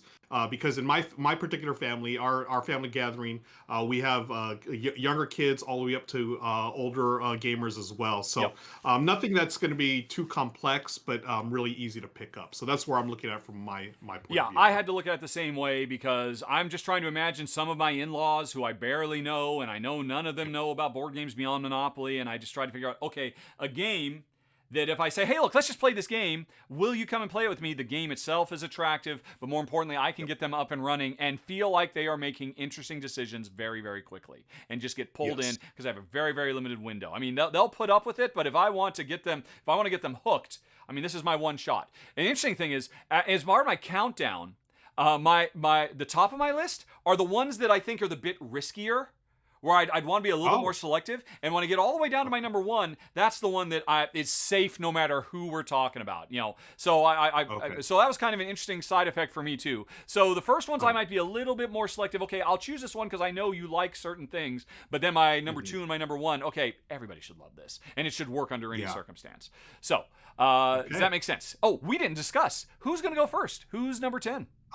I'll take the number 10 if you All don't right, mind. then I'll be number 9, number 7, number 5, and number 3, and number 1. Well then, Ruel, I think the time has come for me to ask, what is your top 10? All right. So the number 10 game on my list is Popcorn Dice. This is a newish game. Okay. Yeah. Let me newish see if I game can that find just that. yeah, see if that'll show up there. Popcorn Dice is from Van Ryder Games. I see. It was out earlier this year, I believe. A very simple dice chucking game. And I always look at it like this. I know, a lot of my family grew up on Yahtzee. This takes elements of Yahtzee where it's, press your luck. You're trying to collect sets of popped popcorn. And, is it not showing up on screen? For some reason, of course. Folks, you don't know, we actually record this show live the day before. We're in front of an audience of over 100 people who are watching me flounder around trying to wonder why, after the browser has worked great all day, it has just suddenly decided to disappear. Because it's completely disappeared. Thanks. That's fantastic. Okay. Thanks, Internet. Time to call an audible and bring out a different browser, I think. And hopefully that will work. Oh, my goodness. But I'll let you That's a bummer. continue talking about it. How strange this happen?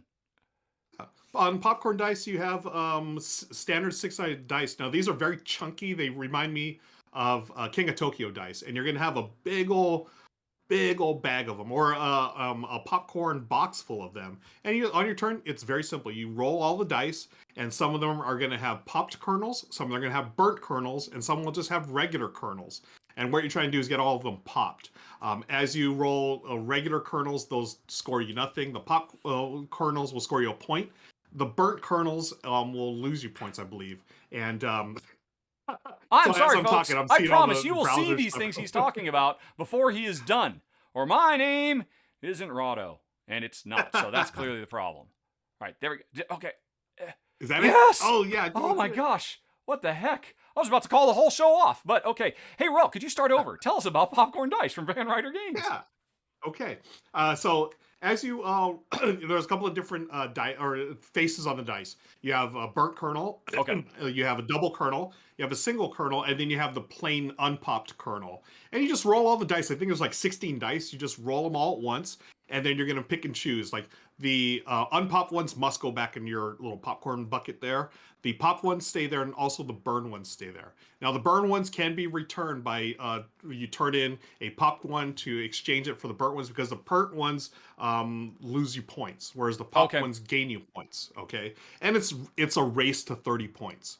So theoretically, someone could win this on the first turn. It's very unlikely, but if you have like the perfect roll, it could happen. But we played a bunch of times. It's not going to happen, but it's so much fun. It's a very simple dice chucking game, and I want to introduce this to my family, because they haven't played it yet because it just came out earlier this year, and I think they'd really like it because who doesn't like dice? You think of Yahtzee, all the classics. It's very simple to pick up, and it's a press your luck game that plays in like 10 to 15 minutes. Are you going to pop all the popcorn or not? Because you can make those decisions like, okay, I am not going to push my luck because I have too many burnt ones here. Or you can say, you know what, I am going to push my luck and try to get those remaining popped ones to get to the certain score, which is, I think it's 30 points. First one 30 wins. 10 or 15 minutes games. It's my number 10 popcorn so dice. So Yahtzee push your luck thing with really great dice and a very cool box that it comes in. Yeah. It literally looks like a box, a popcorn box that you get at a movie theater. So really, really quick and simple game. Love it. Popcorn dice. Okay. Cool. That is very nice. I've seen it. But yeah, I mean, you're right. That is very, very, very lightweight. But I think perfect for gatherings. I'm curious though. Have you ever played zombie dice? It's I should have mentioned that when I got in my spiel. I loved zombie dice as one of those fillers. I think this is a better version of zombie dice. Wow. Because, okay. Yeah, it's not quite as. It's a little. It's not as. How do I put this? It's probably not as complex, even though zombie dice is not complex at all. Yeah. But this one takes off that layer of, there's different ways to, shoot or kill or whatever. Plus, I think the theme is just it's going to be more attractive more for anybody. Friendly. Yeah, totally. Yeah. Okay, cool. Yeah. Well, all right. Well, that gave me enough time to prepare to talk about my number 9, which I never know how to pronounce. Maybe you can help me with it. It is Arraial? Arraial? The way I learned it for Portuguese, the R's are like more like H's. So Yes, that's Arraial. what I understand. Yes. Say it again. Arraial. Arraial. All right. Yes. Well, here's the deal, folks. This game is fantastic. Ruel and I have talked about it on the show in the past. We both agree. I think, didn't I get your wife hooked on this game? If I recall. Totally. Yeah, because I'd originally suggested to you. Yeah, we had done a show about co-op or no tile laying games or something. Mm-hmm. You had mentioned it. I picked up a copy, and Michelle just like one of her favorite games of all time, instantly, like top 10. Oh easily. yeah. And with good reason. Yeah. And the reason I put this on the list is because at this point, is there anybody in your family that has not played Tetris? Everybody knows Tetris. Everybody loves Tetris, right? And I mean, there are plenty of polyomino tile laying games out there, but this one I think captures the Tetris feel in an interesting multiplayer way more than just about any other one, because everybody has their own little Tetris field where they're trying to make Tetris shapes, the L and the I and the S and the O, all the 4 different shapes, come down and trying to slot them in to very satisfyingly fill in all the little blank spaces. And when you get one of these tiles, you have to put it at the top, and it has to slide down appropriately, and then when it hits the bottom, you can slide it left or right to slip it into place. It just feels great. Anybody who's played Tetris and liked it is going to say, oh, I can play Tetris with you on the table? Let's try. And then, oh, this is so bright and vibrant and colorful? Yeah, let's try. But then where the game gets interesting is the pieces that are going to come up are taken from a central rotating board in the middle of the table. And on my turn, I get to do 3 actions, which means I could take all 3 pieces, but I can't rotate them. Instead, what I can do is, as one of my actions, I can rotate the entire wheel, thereby changing the orientation of all the pieces. And then I can, now I've got 2 more actions. I'll take 2 of them that have been rotated correctly.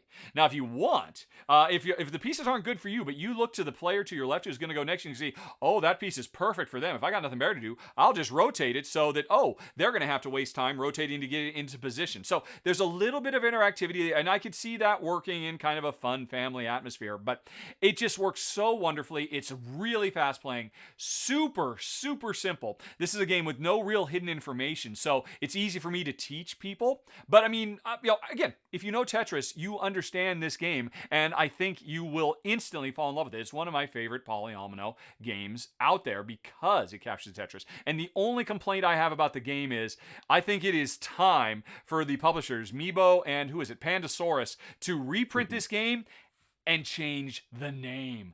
Please. I love the original, an Arraial is a Portuguese block party. And this is what it's trying to recreate, all the different things, represent dancers at your party and musicians and all of that. And that's all great. Yeah. But just republish it and just change its name to Block Party.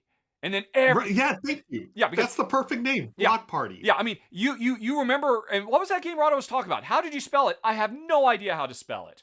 And you just can't find it. And I think that's why this game hasn't quite gotten as much attention as it should, because it's absolutely brilliant. It's the number 9 on our Games to Play with Family Members, Arraial. Or as I'm going to call it, Block Party, because that's what it should have been called when it was published worldwide. Yeah, it's so good. And I don't know if you knew this, but earlier this year there was actually a Tetris board game that came out. Oh, really? By Phil Walker Harding. Yeah, and I played it, and it's not as good as this one. Wow. It really okay. Yeah. Yeah. So this should be the official Tetris. And that's saying this something. This should be the official. Because you're a big P-Dub. You're a big PH-Dub fan. P-Dub-H. Yeah, P-Dub-H. I am a P-Dub-H fan. Right. Praise be Phil Walker Harding. Yeah, I was a little disappointed. And the official Tetris game, I think it is because of the components. They weren't that good. But, okay, yeah. Anyways, Arraial's a fantastic game. Okay, so what is number 8 on our list?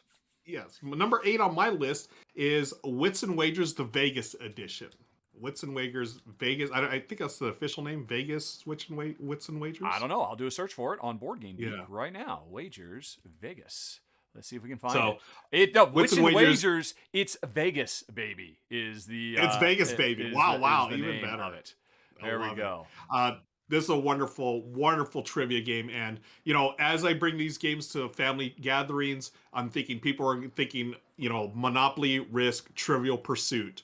So if instead of playing Trivial Pursuit, let's play some Wits and Wagers. It does Trivial Pursuit in a much better way, much quicker way as well. You can play this game in 30 minutes or so. And that's basically what I was looking for my list of games, or things that are, easy to learn and quick to play. That way you're not spending hours and hours, because a lot of people are going to be new to board games. They don't want to be sitting there for hours and hours. But Vegas Wins and Wagers, what this does, and I was able to get the Kickstarter, like the really nice play mat that they had. It looked like a roulette play mat. Okay. Yeah, so you're going to bet on not only your answers, but everyone else's. So it does the Wits and Wagers does this really cool thing with trivia where you don't have to know exactly what the answer is, because all the answers are going to be number related, but it's going to be really oddball answers, like thousands or millions or whatever. No one can get it exactly, but whoever gets closest to it, just like Price is Right, they will win the amount that they wagered. And then what Vegas does is you can wager not only on yourself but other people, and depending on where their answers are on the board, you can get odds like 3-1, 4-1. Oh wow! Etc. Yeah, it's. So my family, we enjoy gambling. Back in the day, we did. We don't gamble as much as we do now, but we do enjoy it. And this brings them that nice Vegas element to the party. And it's always festive. It's always like, oh, I can't believe you didn't bet on this one, or I can't believe you chose that as your answer. It's a very interactive game, very fun. It's easy to get into, and the game probably takes like 30 minutes to play. So that's my number 8. Wits and Wagers. What is it called? It's Vegas, baby. It's Vegas, baby. It's Vegas, baby. Yeah. Can I ask you this about it? Does that level of betting and gambling and whatnot add an extra level of complexity? Does it make it harder to function as a gateway in a situation where you might have family members who are a little tipsy or any number of things? That's funny. No, it doesn't. That's the great thing about it.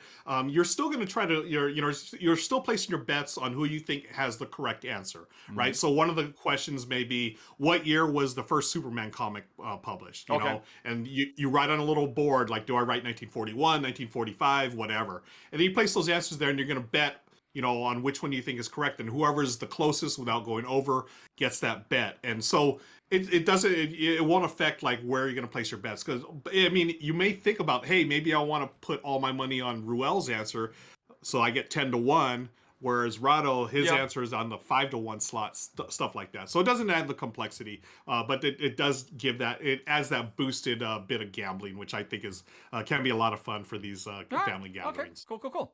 All right, well, I have to admit, dirty little secret, I've never played Wits and Wagers. Oh, I'm very familiar with it. I know the basics. It's just not really a game that works well with two. No, not at all. Yeah, are you a trivia fan though? Oh, yeah. I would definitely give it a go. So I guess it's if I ever come to your family gatherings, I might have a chance at it. Because this is not on my list. But definitely. On my list, we're moving on to our number 7. I really, really wanted to have a roll and write. And there were several I could have chosen from because I love them so much. But ultimately, I had to go with On Tour. This one made the most sense to me. This is one of my favorite roll and writes of all time. And it is so simple. You are the manager of a rock and roll band trying to tour across the United States. Although I believe the newer version of the game also offers a Europe map as well now. And every round, it's a bingo style game. We're going to roll some dice, 10-sided dice. It might say 3 and 4. And that means on the map in some city, everybody has to write a 34, and everybody has to write in another city a 43. And what we're trying to do is put all these numbers in all these cities to fill up the map such that at the end of the game, we can trace a path covering as many cities as possible so we can have a more successful tour. It's so simple. It's so easy to teach and play, and yet I think it's a game that has really hidden depth, and it's depth that I think immediately becomes apparent to people. Once you set your first round, you're like, what? Okay, I guess I'll just put this here and there, and then you get to the second round, and you're like, oh, geez, and right off the bat, why did I put that over there? And this game teaches you how to be a Eurogamer very quickly with very simple and intuitive decisions you have to make that, I've played this game dozens of times and it still challenges me every single time we play. I love it so much. The main restriction is, though, you've got the dice that tell you what you have to write in the cities, but then there are 3 cards on display that tell you what regions of the map you can write in. So it's a very interesting game of timing and long-term guesswork, a little bit of push your luck. If I can just get an 18 in the Northwest, everything will be perfect, and I'm going to make it happen. Or do I give up on that and say, okay, well, we're going to have to completely ignore the Seattle and go a long way around it and head over to Idaho because I couldn't get that 18. But everybody's going through the same angst, and it works so wonderfully. I absolutely love it. It's one of my favorite roll and writes. I think it's a perfect introduction to the form. I think it's something everybody can just immediately understand and get pulled into. It is number 7, On Tour.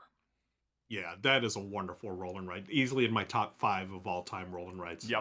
Excellent, excellent game. All Okay. right, let's move on to my number 6. My number 6 game is a game called Drop It. Drop Drop It. it. Yeah, Okay. it's from Let's see. Cosmos Games. Came out a few years ago, and this one surprised the heck out of me. I did not think. I thought this game looked silly, and I was like, okay, whatever. But it works so well amongst all kinds of audiences. It's a dexterity-ish game. Wow. Everyone gets one color, yellow, blue, green, or red, and you get a set of different shapes that you're dropping, literally dropping in this like plastic thing. I call it like it's gamers Plinko. If you remember Plinko from The Price is Right, this is almost like that.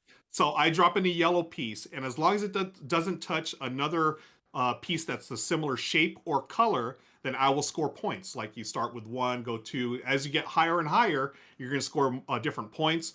There are bonuses that you can hit. You just look on the little piece of plastic, the plastic drop-in thing, Yep. and as your piece covers that, you'll get bonus points. And you just play until everyone's dropped their pieces, and then the most points wins. It is so simple, and it's so simple and brilliant. It takes 15 minutes to play, maybe 20 minutes or so. Anyone can play this game. You're just dropping pieces, and it's so good. It gives you a couple of different scoring options as well. Oh. The little things that you add to the scoring, you can change it up. Like, oh, you'll lose points if you place it on the left side or right side, or get additional points. Drop It is a wonderful, wonderful game. It has great table presence because you stick that little piece of plastic there on the table, and people are like, "Wait, what is that?" I was like, "All I say is it's just like Plinko. If you're seeing that, you want to drop things in, you want to score points. It's so good. It's my number 6 game on this list. Drop It. Okay, all right. I have never even heard of this, but I can certainly see what you're saying. It's got an incredible table presence. That's just Yeah. going to put people. It looks like it goes up to 4 people, or you can play it in teams.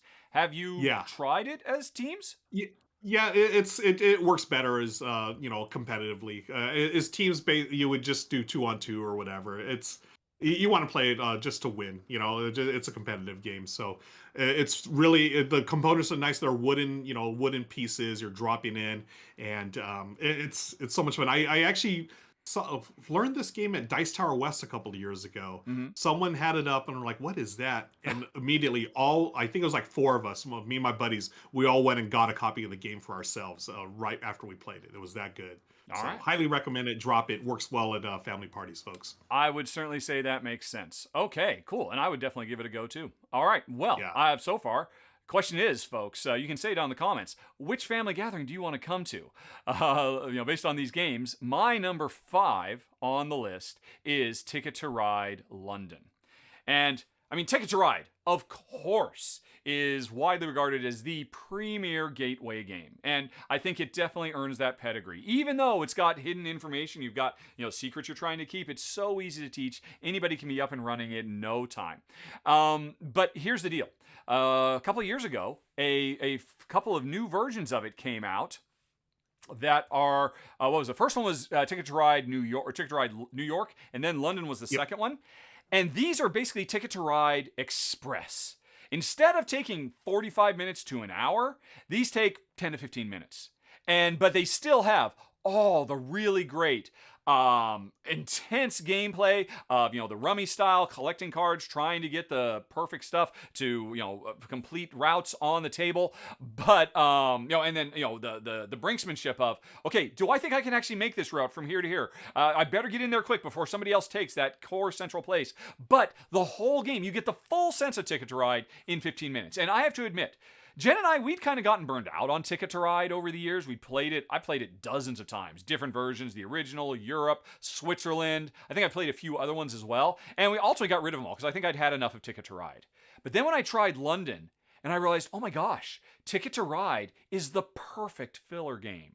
It just plays wonderfully. 10, 15 minutes, you're in and out. Somehow, Alan Moon, design genius, has scrunched it all in without compromising anything, and if anything has added stuff because it comes with a new feature, kind of an area control element where there's different districts that, in addition to whatever your tickets say you're trying to do, you're trying to connect to all these different cities that have a specific color on them so you can get bonus points. It's great. Also, not for nothing, I love replacing the trains with little double-decker buses from London. That's really wonderful. So yeah, I mean, you just know Ticket to Ride is a safe bet. But a 15-minute Ticket to Ride that you can teach in less than a minute, that is even more perfect for a game where you've got all kinds of folks who maybe don't have time to sit down for an hour to indulge you. But yeah, anybody can sit down for 15 minutes. And I think when they come away, they'll say, can we play that again? Which is why it comes in at my number 5, Ticket to Ride London. Fantastic choice. Yes. Yeah, I love the smaller Ticket to Ride. Just like I like those smaller Pandemics as well. I think those are great express versions of these classic games. Yeah. Classic. Do you have a preference of London over New York? I haven't played London yet, unfortunately. I've only played New York. All right. Yeah. Now, New York, you said London has the buses. I think New York has the taxi cabs. I think that's right. Yeah. Trains. Yep. Yeah. So it's fun, but yeah, I'm interested in trying London as well. All right, great choice. Let's move on to my number 4. Yes, sir. So if you my game so far, I've had dice, I've had trivia, I've had the little drop it thing for the dexterity. I had to have a word game on here because I know my family there's people who are in word games. My number 4 is Just One. This is a Spiel des Jahres winner from a couple of years back. It's a cooperative game.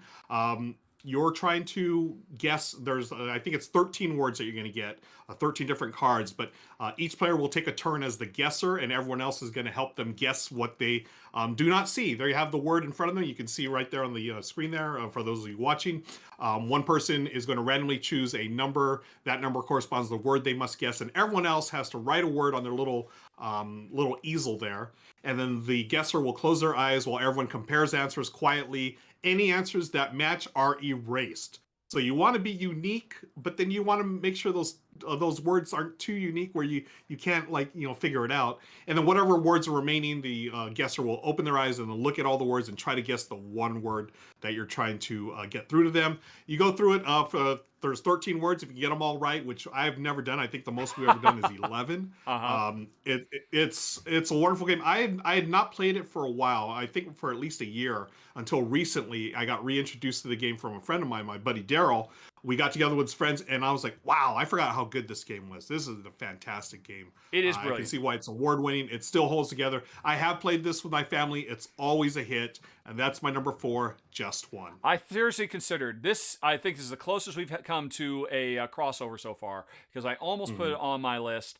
I'll admit, I think it's so brilliant, that whole idea of, well, okay, if I use a really obvious word, then it'll get eliminated because somebody else will use that word. But then nobody else uses that word, and I could have snuck it in. It's so clever. And then everybody has these weird esoteric things, and then the guest has to say, "What am I looking at?" And then afterwards, why didn't somebody just say doorknob? Well, because everybody thought that, and everybody thought everybody else would do it, and then nobody did it. So it's very sharp, very fun. Yeah, it can be tricky. I have had situations where I've had some people play with it. It's a bit frustrating. When they're the guesser, like, oh, I have no idea. And because if you're the guesser, you're on display. You are suddenly, and I mean, really, that's not. That just means you have to be careful with how you're going to introduce it to people. You got, the outgoing person, the person who's fine being the center of attention, has to be the guesser, and it'll work fantastically. And yeah, everybody loves it. It's so brilliant, so absolutely brilliant. A good one. Number 4, Just One. Okay, cool. And I'm glad it made the list because, like I said, I seriously considered putting it on mine. I'm glad it made it on one of us. Alrighty then. Well, then we're getting close to the end, and like I said right up front, I started with the earlier games I had were a little more complex. Arraial, I think, requires a little bit more teaching. I'm trying to get to simpler and simpler ones, but our number 3 on the list might make you say, really? Is this one that's going to work well with just a wide variety of people? Is this a really simple game? My number 3 is Calico. Oh, wow. Yes. And now I know you played Calico, right? I mean, Calico is the bee's knees. Actually, let me just go ahead and bring up my run through of Calico. Put that on screen. It is a brilliant tile laying game. I absolutely love it to pieces. I love tile laying games in general, and this is a very challenging one. It's at its heart very simple. We're trying to make a beautiful quilt, such that that looks so nice that all the kitty cats will want to come and curl up and take a nap on it. So I mean, there's a little danger if you've got somebody who absolutely hates cats, then maybe they're going to turn away. But I mean, I've got a pitch for that. It's like, oh, you don't like cats? That's no problem. You can completely ignore the cats because this is a relatively interesting game. You could be trying to do your tile laying to make the ideal circumstance for the cats to come in. Or you could be trying to match patterns, getting big groups of the same patterns of tiles together. Or you could be trying to match big groups of colors to get the same group of colors together. Or, and this is where it gets complicated, if you want to play the advanced version of the game, there can be actual objectives on your board that are that you have to build towards. You have to like kind of create full houses, 3 of one thing and 2 of another, or pairs of stuff or what have you. And now the thing that I so respect about Calico, and I don't see many games do it, and I want to see more games do it. This game, I would never bring it to a family get-together and just set it down and say, hey, let's play a full game of Calico. But this game comes with very, very good introductory rules where you turn certain elements off, most notably those objective tiles that get placed in the center of the board. And it also suggests, hey, use these particular cats. So, as hardcore game geeks, my wife and I, we tend to ignore those. Here's how you can set it up for your first few plays, but definitely use those in Calico because, as I talked about earlier, this is a game where, it's so simple. I've just got 3 tiles. I understand what I'm trying to do. If I don't have those objectives on the board, I understand what I'm trying to do. I'm trying to match colors. I'm trying to match patterns. And maybe I'm trying to make a pattern like what the cats want as well. But, after you've taken your second or third turn, you're like, oh, whoa, this is hard. But it's not complicated. It's simple. It's so obvious what I need to do. A child could play this game.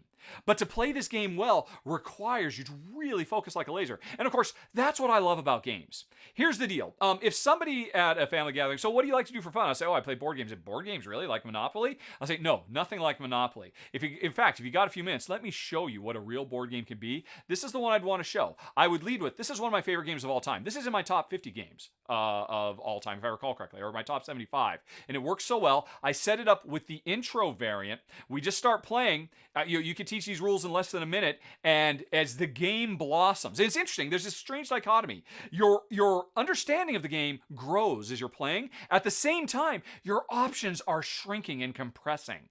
And that's what I always love. I love games that are hard on me, that really put me in a vice and make me have to make tough compromises. And this game makes you get to that very, very quickly. But it doesn't start that way. It has a nice chillax, like, this is so easy. Just colorful tiles. You took the one I want. Okay, I'll do this one instead. But by the time you're halfway through this game, you're like, And I think you'll be a board gamer. You will know if you have the propensity to ever fall in love with the kind of games my wife and I enjoy. This game, it works so well on that. And then on top of that, it has cute, adorable, fluffy kittens. Like I said, it's a bit of a gamble with the cat element, but I think it works, and that's why it comes in at number 3. If played with the introductory rules for a family gathering, Calico. I know at any family gathering, there's going to be some family members who love cats and who would like to spend more time with their nephew or something. And hey, I got the game for you. That is, wow, what a great choice. Like I didn't even think about Calico, really? But now that you talked about, now that you reminded me that there were those introductory rules, yes. I was like, you know what, you're right. Yes. That's a great way to introduce the game. And, because, we're all, longtime gamers, you just sort of skip over those. Oh, here's the introductory rules. No, you usually go into, let's just play the standard game or whatever. But yeah, what a great way to bring people into the hobby. It's taking a great game like Calico and just simplifying it to something that will be easily or more accessible. Yeah. Great choice. All right. We'll see if you can beat it. What's our number 2? On my number 2, so this is, so let's see, I've got a dice chucker, I've got the trivia, I've got the little dexterity game, I've got the word game. I had to throw in a roll and write, just like you. Excellent. Yeah. This one, it's a newer one and may surprise a lot of people. Super Mega Lucky Box. Super Mega Lucky Box. The coolest name ever. The art is what sold me immediately. If you can bring it up, you're going to see. It's coming. Yeah. Yeah, when it comes up, you're going to see, and it's going to remind you of one thing. I want to see if it reminds you. Look at the font on that. What does it remind you of, Rahdo? That reminds me of Schoolhouse Rock, of course. Thank you. Yes, Schoolhouse Rock. I saw it, I was like, oh my gosh, I got to get it. But then look at the designer. Who designed this? Phil Walker Harding. Phil Walker Harding, PWH, the master. He did Silver and Gold. He's done Barron Park. He's done what's the other one? Gingerbread House. He did that one as well. I mean, a wide variety. I mean, he is a top tier designer working in the industry. He is. Yeah. And I love his games. And what he did with Super Mega Lucky Box is he took the game Silver and Gold and took out the polyominoes. And this is what it is. It's just strictly numbers. It's like bingo. And, not only is it rolling right, but everyone's played bingo. And that's how I teach this. This is gamers bingo. All you're doing is flipping over one of those numbers, like a 4, it's a 1 through 9, you flip over a number, and then everyone crosses out that number on their one of their cards. So you have 3 cards you start with. As you start finishing rows or columns, it gives you bonuses. So you can get another additional number, or it can get a moon or a lightning bolt. The moons, whoever at the end of the game has the most moons gets bonus points. Whoever's the least loses points, just like Sushi Go. Right. And then the lightning bolts let you mitigate numbers. So if you have a lightning bolt, you can spend it. If a number 5 comes up, you can spend lightning bolts to move it up to 6, 7, or 8, or down 4, 3, 2, 1, whatever. So you're never stuck with numbers as long as you have lightning bolts. You play 3 rounds and you're going to score points. The most points wins. It takes what I really liked about Silver and Gold the most, which is those combos, right? So on Silver and Gold, you can combo, you mark one X and you can get an X on another card. You can get the palm trees, etc. It just takes that to another level. So it's almost every round you're going to be comboing a bunch of stuff, which I love, and it's so satisfying. And that's why it's my number 2 game on the list. The games that you want to bring to the holidays, the family gatherings, Super Mega Lucky Box from Phil Walker Harding. Yeah, I'm looking at it. I haven't played it. I totally get what you're saying, though, about the bingo. I've got all these cards in front of me. I hit the 7 on all of them. I mean, I often talk a lot about how, hey, there's a lot of rolling rights out there that are bingo-esque. No, this is not bingo-esque. This is bingo. But then this is literally bingo. Yeah, it's crossed with Gone Shown Clever, basically. Yeah. But and made presentable. That's brilliant. Yeah, it's a much more accessible game than Gone Shown Clever. I think I would definitely use this as a first time roll and write versus Gone Shown Clever. It's so good. And Michelle and I played it. You can solo it, and it's one of those games. As long as you have multiple copies, you can play up to 8, 12, whatever number of players. I think in the box it's like up to 5 or 6. But it's also very affordable as well. It's no more than $20. I don't even think I might have paid like 15. But that's my number 2 Super Mega Lucky Box. All right, that makes perfect sense. And my number 1, I think, is interestingly, my number 1 is really my wife's number 1. If there is one game she's going to play with family members or new people she's meeting for the first time or long lost cousins or whoever, this is the game she wants to play because it does more than just provide a good time. It really kind of lets you get into the head of folks and kind of get to know a little bit more about who they are and how they think. And I am shocked this didn't make your list, quite frankly, because for folks who don't know, we actually come up with a list of 10 beforehand. We have a friend look for any duplicates, overlaps. We had no duplicates and overlaps in our top 10 this time, amazingly. And so that means you did not at any point put Dixit on your list. Dixit. I honestly, I did think about it, but it didn't make my top 10. But that's great choice. Yes. Now, for folks who don't know, Dixit is, I guess you could call it kind of a social party game. Everybody has a hand of cards. One person is the storyteller, I believe, and they pick a card from their hands and come up with a word or a phrase or a sound or a lyric or whatever, something that they can verbalize that represents what this card is, but they don't show anybody the card. They put the card, they put the card face down. Everybody else then looks at their own hand and has to come up with one of the cards from their hands. And the card art in this game is just amazing. It is some of the most beautiful. Let me get one of those big shots of a whole bunch of them. Let's see. Go back to the gallery. The art is just to die for. It's all very surreal and full of different ways that you could interpret what you're looking at. And so, if I said a secret word and it was, I don't know, number 9, and everybody knows I'm a big Beatles fan, and I put everybody picks. Well, what? Do I have 9 things on this card? Is there something that looks like a 9? Oh, he said number 9. Is he referring to the Beatles? Is there somebody with a mop top? What should I choose? Everybody's picking their own card from their hand. You put them all together. You shuffle them up under the table. Put them all out, and now it's everybody's job to guess the card of the original storyteller. And that is brilliant.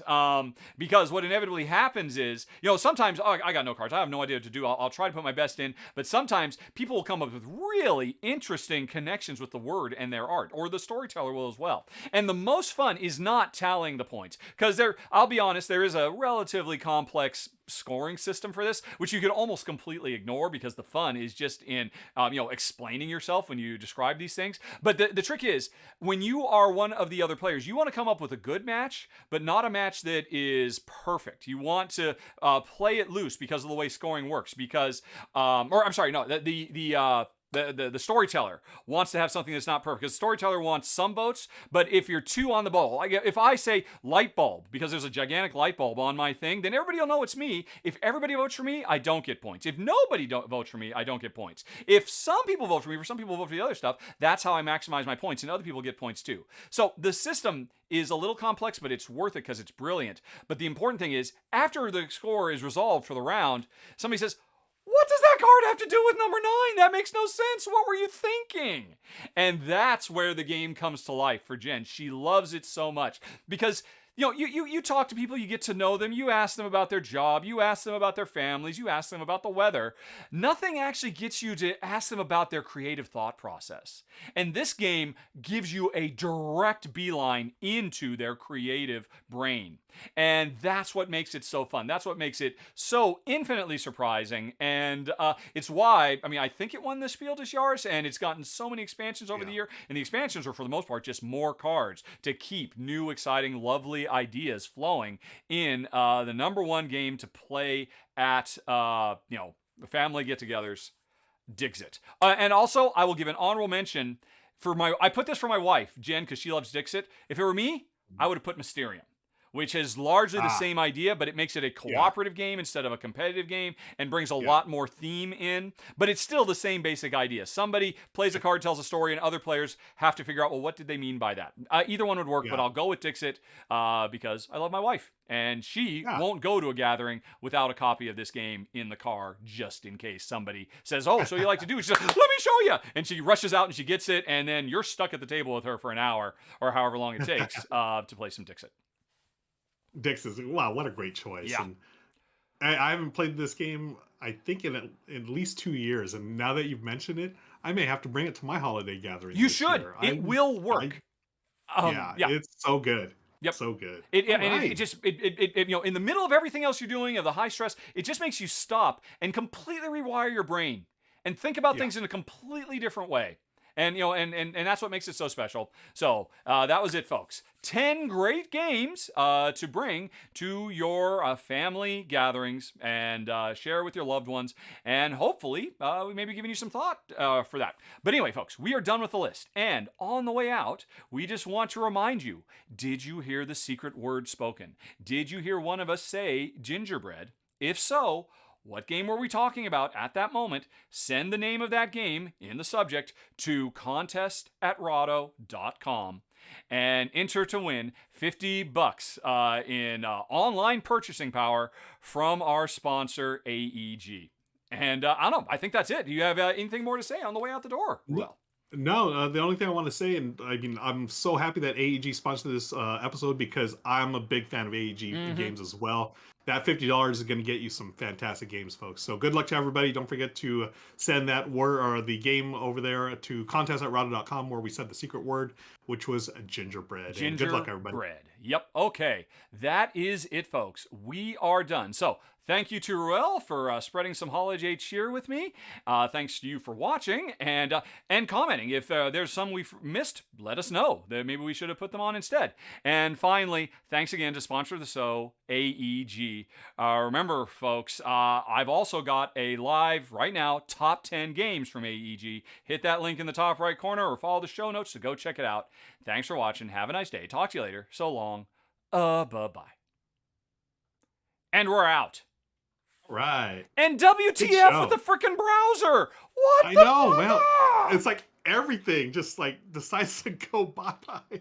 First, I'm glad that we didn't see any like audio issues. I was keeping an eye on chat. Yes. No one said anything. Audio was fine, but yeah, just that browser. That's such a bummer. Yep. Okay, but still, I think that'll come together pretty well. I wonder I hate doing editing after the fact. I'm kind of feeling like I should put something up. No, but we described what was happening. I mean, it's part of the show now. It's fine. We made it. And don't worry, Notable Joe, who's a first timer here, yeah, we're still live. We are out of the show, Joe. We are now in the R&R post show. And this is when we stick around and play with y'all for a little bit more. See what's going on. And do we have anything choke on our own spit. Oh yeah, you drink some water. Thank you. We still have some things to cash in, I think, for the channel points. We've got some requests that we can take care of. We sure do. Speaking of, let me give Duck of Death one more giant size. Duck of look Death. at that. Duck of Death getting hooked up today. Nice. Yep. Well, he paid. He paid for the big price. Scale. Duck of Death V5, and Duck, you're going 3 triple. There you go. Oh, wow. Nice. Look upon his works in despair, everybody. And apparently that lasts for a minute, I guess. That's kind of a bummer. Yeah. I'd like to be able to make it stay longer. Oh, I wanted to point out Ruckus's comment. I think this was at the end of the show here. They said next top 10 should be games with a scoring system where you totally ignore the scoring. You know, because Dixit would be one of them. I'm right thinking my number 1 is Telestrations, folks. Telestrations, I've never scored that game. That's a fun one, though. Cool. All right. So we only have a few minutes left. We could do another thing, but we haven't done a Q&A for a long time. And I would like to do that, especially because I just saw a very good question. Let me see if I can find it again. Nazgoth, Runners Up. How about the Runners Up? Where are those?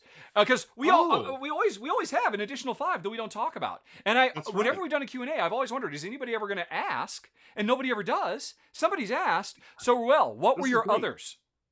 My others. Okay, so I did think about what was the one that you had that I was thinking about? Was it Ticket to Ride? Dixit, Ticket to Ride, On Tour, Arraial, Calico.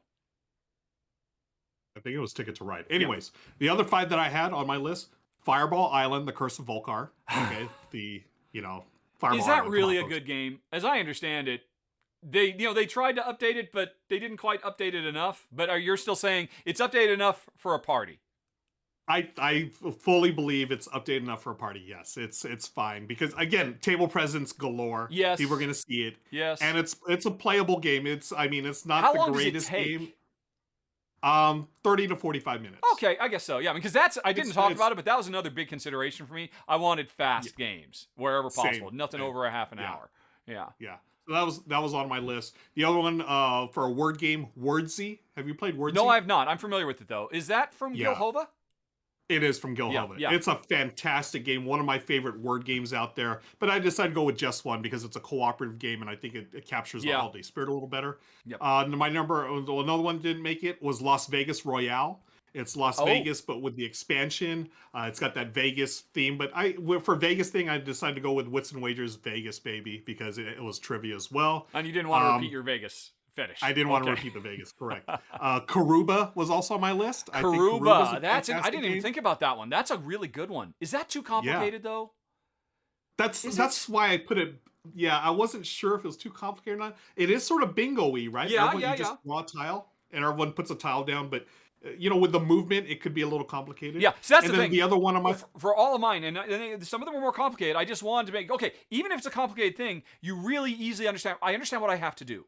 In Karuba, you have a big map, and I guess I have to get to a lot of different places, and to me that'd be a bit over. I would worry about that one. I would certainly bring that to a party with my former video game developer coworkers, a gaming group, but total novices, I'd worry about Karuba. What was your other one?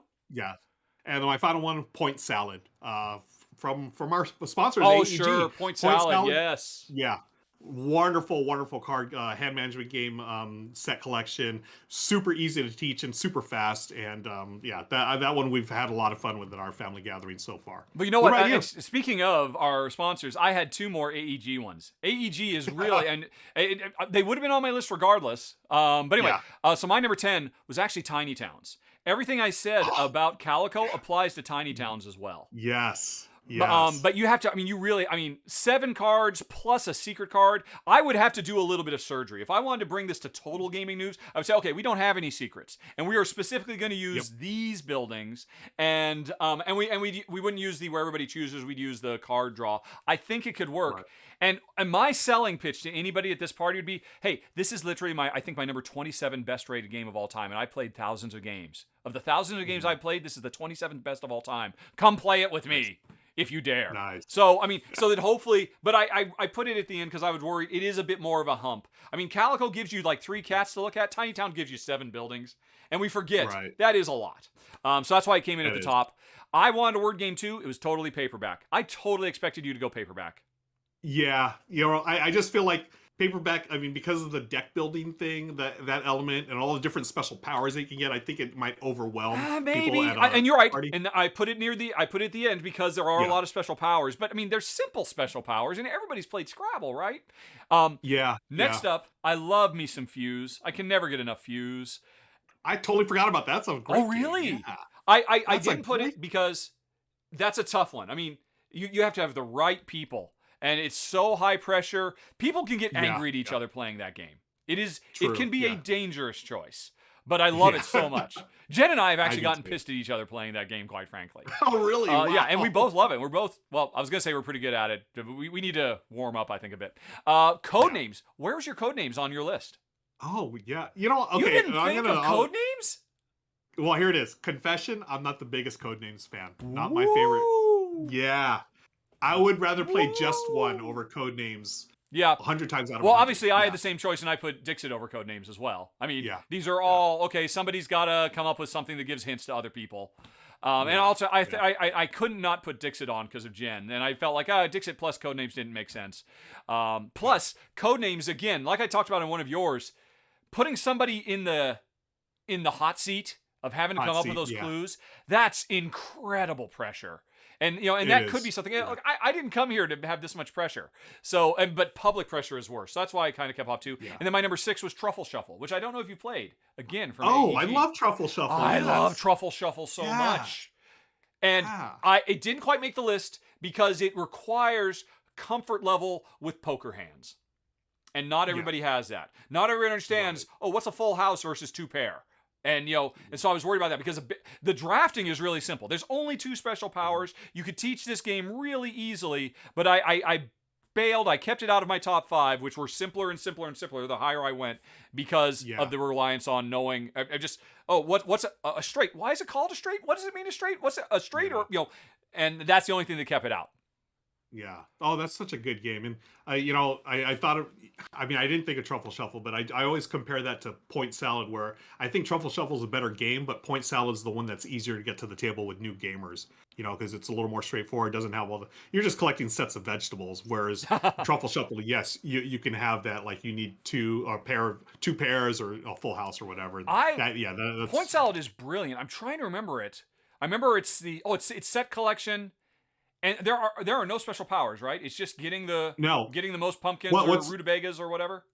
Yeah, what's great about the game is that one side of a card is a vegetable. Yeah. The other side of the card is the scoring. Yeah. So you're going to flip them over, and you're going to choose at a certain time, do I take all these vegetables, or do I take the scoring option? Yeah. And then once you've done that, then you're set. Yeah. It's fantastic game. Exactly. I completely agree. Love it. Okay. Well, hey, I'm glad someone asked that. Were there any other QAs? And while we're doing that, I'm done with basketball. All right, before we go, basketball FFA. So this is no longer teams. I don't think. Do people still have to wait? Let's see here. Everybody can just play. Triggering right now. So what you do, folks, type in a number between 0 and 180 degrees. That is the direction you'll shoot. And type in a number between 1 and 100. That is the power you'll shoot. I'm going to type in, 35 and 50. And I should go flying if it works. Oh, okay, I see people are starting to come in. And we're trying to throw ourselves through that little hoop. And I scored right off the bat. You scored. Yep, and we're racing to 7. It's really simple. You just type in numbers when the new baskets come up. You figure out the angle between the 2 shots, and you take your shots. And, Goblin, is this sponsors only? Subscribers get to play this game. I don't think anybody else can play this game.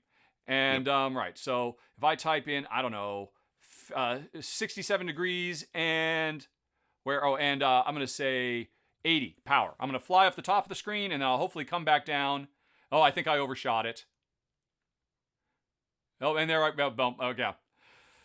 So this is a cooler way to play. Now, it's still, unfortunately, I could find no way to get rid of the number spam, but it's such a cool, fun little physics game, and I particularly like the fact that everybody bounces off each other as well. 70-40. Let's try 70-40. See if that gets us. And of course, Ruel can't play because he doesn't subscribe. I need to subscribe. Where's my Twitch or where's if my only Amazon somebody Prime would Spot? gift a subscription so that we could get to the RVR episode. Oh, somebody almost got it. Just bounced right off the edge. Let's see. Let's try. Yeah, we're at 139, folks. We're 10 subs away from getting that RVR episode going. Oh, that was way too low. And we're also like 68 followers away from a bonus top 10. Wow. Yes, I know. I'm really excited about that. I think these both could happen before the end of the year. Yeah, I honestly think they are. This is great. Cool. All right. So I was just wanted to try this. It is still very spammy. If anything, it's even more spammy now because as far as I know, anybody who is a subscriber watching right now can play this game. Let's see. Oh, and I'm just going to go for 110 and 80. Let's see if that'll work. And of course, the faster you can type, the faster you can go. You can see what other people might, and then adjust by 5 degrees or stuff like that. It's a silly, fun little game. But here's the deal: it completely destroys the ability to have any kind of Q&A as it happens. All we see is numbers, yeah. Yeah, because it's just like, could you type your numbers in the form of a question? So, yeah, I don't think that's going to work. But, I mean, I knew we had overstayed our welcome. Ruel and I have a 2-hour window for this that we have agreed to. I just wanted to give this a go before we were out. Let's say, I think we're playing to 7. Is there anywhere on the screen where there's the current score? I don't know where it says a score, no. Nope. But wow, 4 minutes. Yeah, I think I need to set this to be more like first to 7 or 3 minutes. And that would kind of be appropriate. Oh, okay. Got it. But Goblin points out, any questions will easily stand out now because there's something other than a number. Yeah. If anything, it's easier to spot the questions. Yeah. Hey, this is an interesting one. Kabuki, just mentioned she's bummed that the Dice Tower ending their podcast. You were I haven't heard this yet. You were telling me about it right before we went live. What's the deal? Yeah, so there was Tom today on this morning's Dice Tower podcast that was released. Announced at the end of the show that they were ending the podcast. They're at 740 episodes. They're going to do 10 more, end on 750, and that'll be it for the Dice Tower podcast. Now, that doesn't mean there won't be any things. I think he said something like they're going to record a podcast-like thing on YouTube, but then they're going to convert that into audio, sort of like what we do. What I do, yeah. Yeah, with podcasts and stuff. But as far as like a Dice Tower branded podcast, I don't think they're going to be doing that anymore. But Eric Summer is still working with them. He may be taking over some of that. He may be doing some type of things. Basically, I think Tom, it's again. That's not a direct quote, but he seemed to say that he was a little burned out and just wanted to get the creative juices flowing and try something different as far as a podcast goes. So we're going to see where it goes after. They will shut it down after 10 episodes. And he said to look for something new in about 2 to 3 months. And we'll see what they come up with. That's interesting. I mean, I totally understand. Well, he has been doing it for freaking ever. So, like 16 years or something like that. But that's interesting. Yeah, I didn't think about that. Of course, Eric's only contribution to the show, hey, I scored while carrying on a conversation. I am the best at algebra, at angles. I used to be actually very good at pool, in fact. Nice. Yeah. So how many more do they have? How many was it? 10 more episodes. Once they reach 750, that'll be it. Oh, it went the wrong way. Okay. Well, I mean, all good things must come to an end. I have to admit, I used to listen to it religiously, but I got to the point where I just had too many things to listen to. I just couldn't keep going with it. So I'm definitely going to, if nothing else, this is a great way to boost your numbers. On the way out, I'm sure he gets more listens than he ever has before. Yeah. I think it's a smart thing to do. I mean, you're not feeling it, and he actually said this during the show. There, he said he doesn't like that feeling of, hey, I'm just going through the motions. It's like, wow, really? He's been doing. Jeez. Well, I mean, he didn't say he didn't want to get to that point where he felt like he was just going through the motions. So he hasn't there yet, but he can see it coming. Yeah. he can see it coming. And Eric confirmed that they have been talking about this for a while, but and he figured, hey, 750, that's a good round number. We end it there, go out with a bang, and that'll be it. So I'm curious to see. I'm excited to see where they go from here, because I know as far as like recorded like audio stuff, I'm sure they're not done. They'll have other things that they'll do. They're just going to try different formats. Eric had mentioned they're going to try to get like guests on, do something like that where they have guests and interview them. So there's all kinds of stuff they can do. Yep. Yeah. I mean, the reality is, he does those weekly Q&As, and he has other folks on the channel do Q&As. Yeah. I mean, there's just no reason not to turn that stuff into, podcast content. Right? I mean, every R&R episode and the extendeds will go. I mean, every time I do a top 10, that top 10 AEG that I was talking about, which, by the way, folks, I know I talked all about that top 10 AEG. I should have said right up front, it isn't live until tomorrow. It'll go live tomorrow at the same time that the standalone R&R episode. So if you're wondering, hey, why can't I watch that now? It will come about eventually. Oh my gosh, is that going to triple rebound off the hoop? Oh my, look at that. Just see it bouncing around. Yeah, these ones where you have to ricochet off the side of the wall are particularly fun. All right, but if we do basketball in the future, I think I need to set it to probably first to 5 or 3 minutes. That's probably a better setting. Because this, oh my God, he's perpetually bouncing forever. He's hit it perfectly. Eventually, he's just going to come to rest on it. Nice. Yep. Okay. Well, there we go. Yeah, that was a good question. I guess I got to go back and resubscribe and listen to the last few. Oh, what about Mandy and Suzanne? Are they still going to be doing every other one as well? I believe so, but again, their time will be ending as well. After 10 episodes, they're done, and that's I'm bummed about that, because I really thought Mandy and Suzanne they bring so much. Well, I am sure they will continue. There is no reason not to. I hope Mandy or Suzanne, if somehow you don't know how to make a podcast, contact me. It's so freaking easy with Anchor.fm. There's no reason for you not to keep it up, because you're both great voices. You definitely deserve. We need to keep hearing from you. Even old man Vassal's, he's going to go and retire in a cabin. We still need to keep them going. Okay.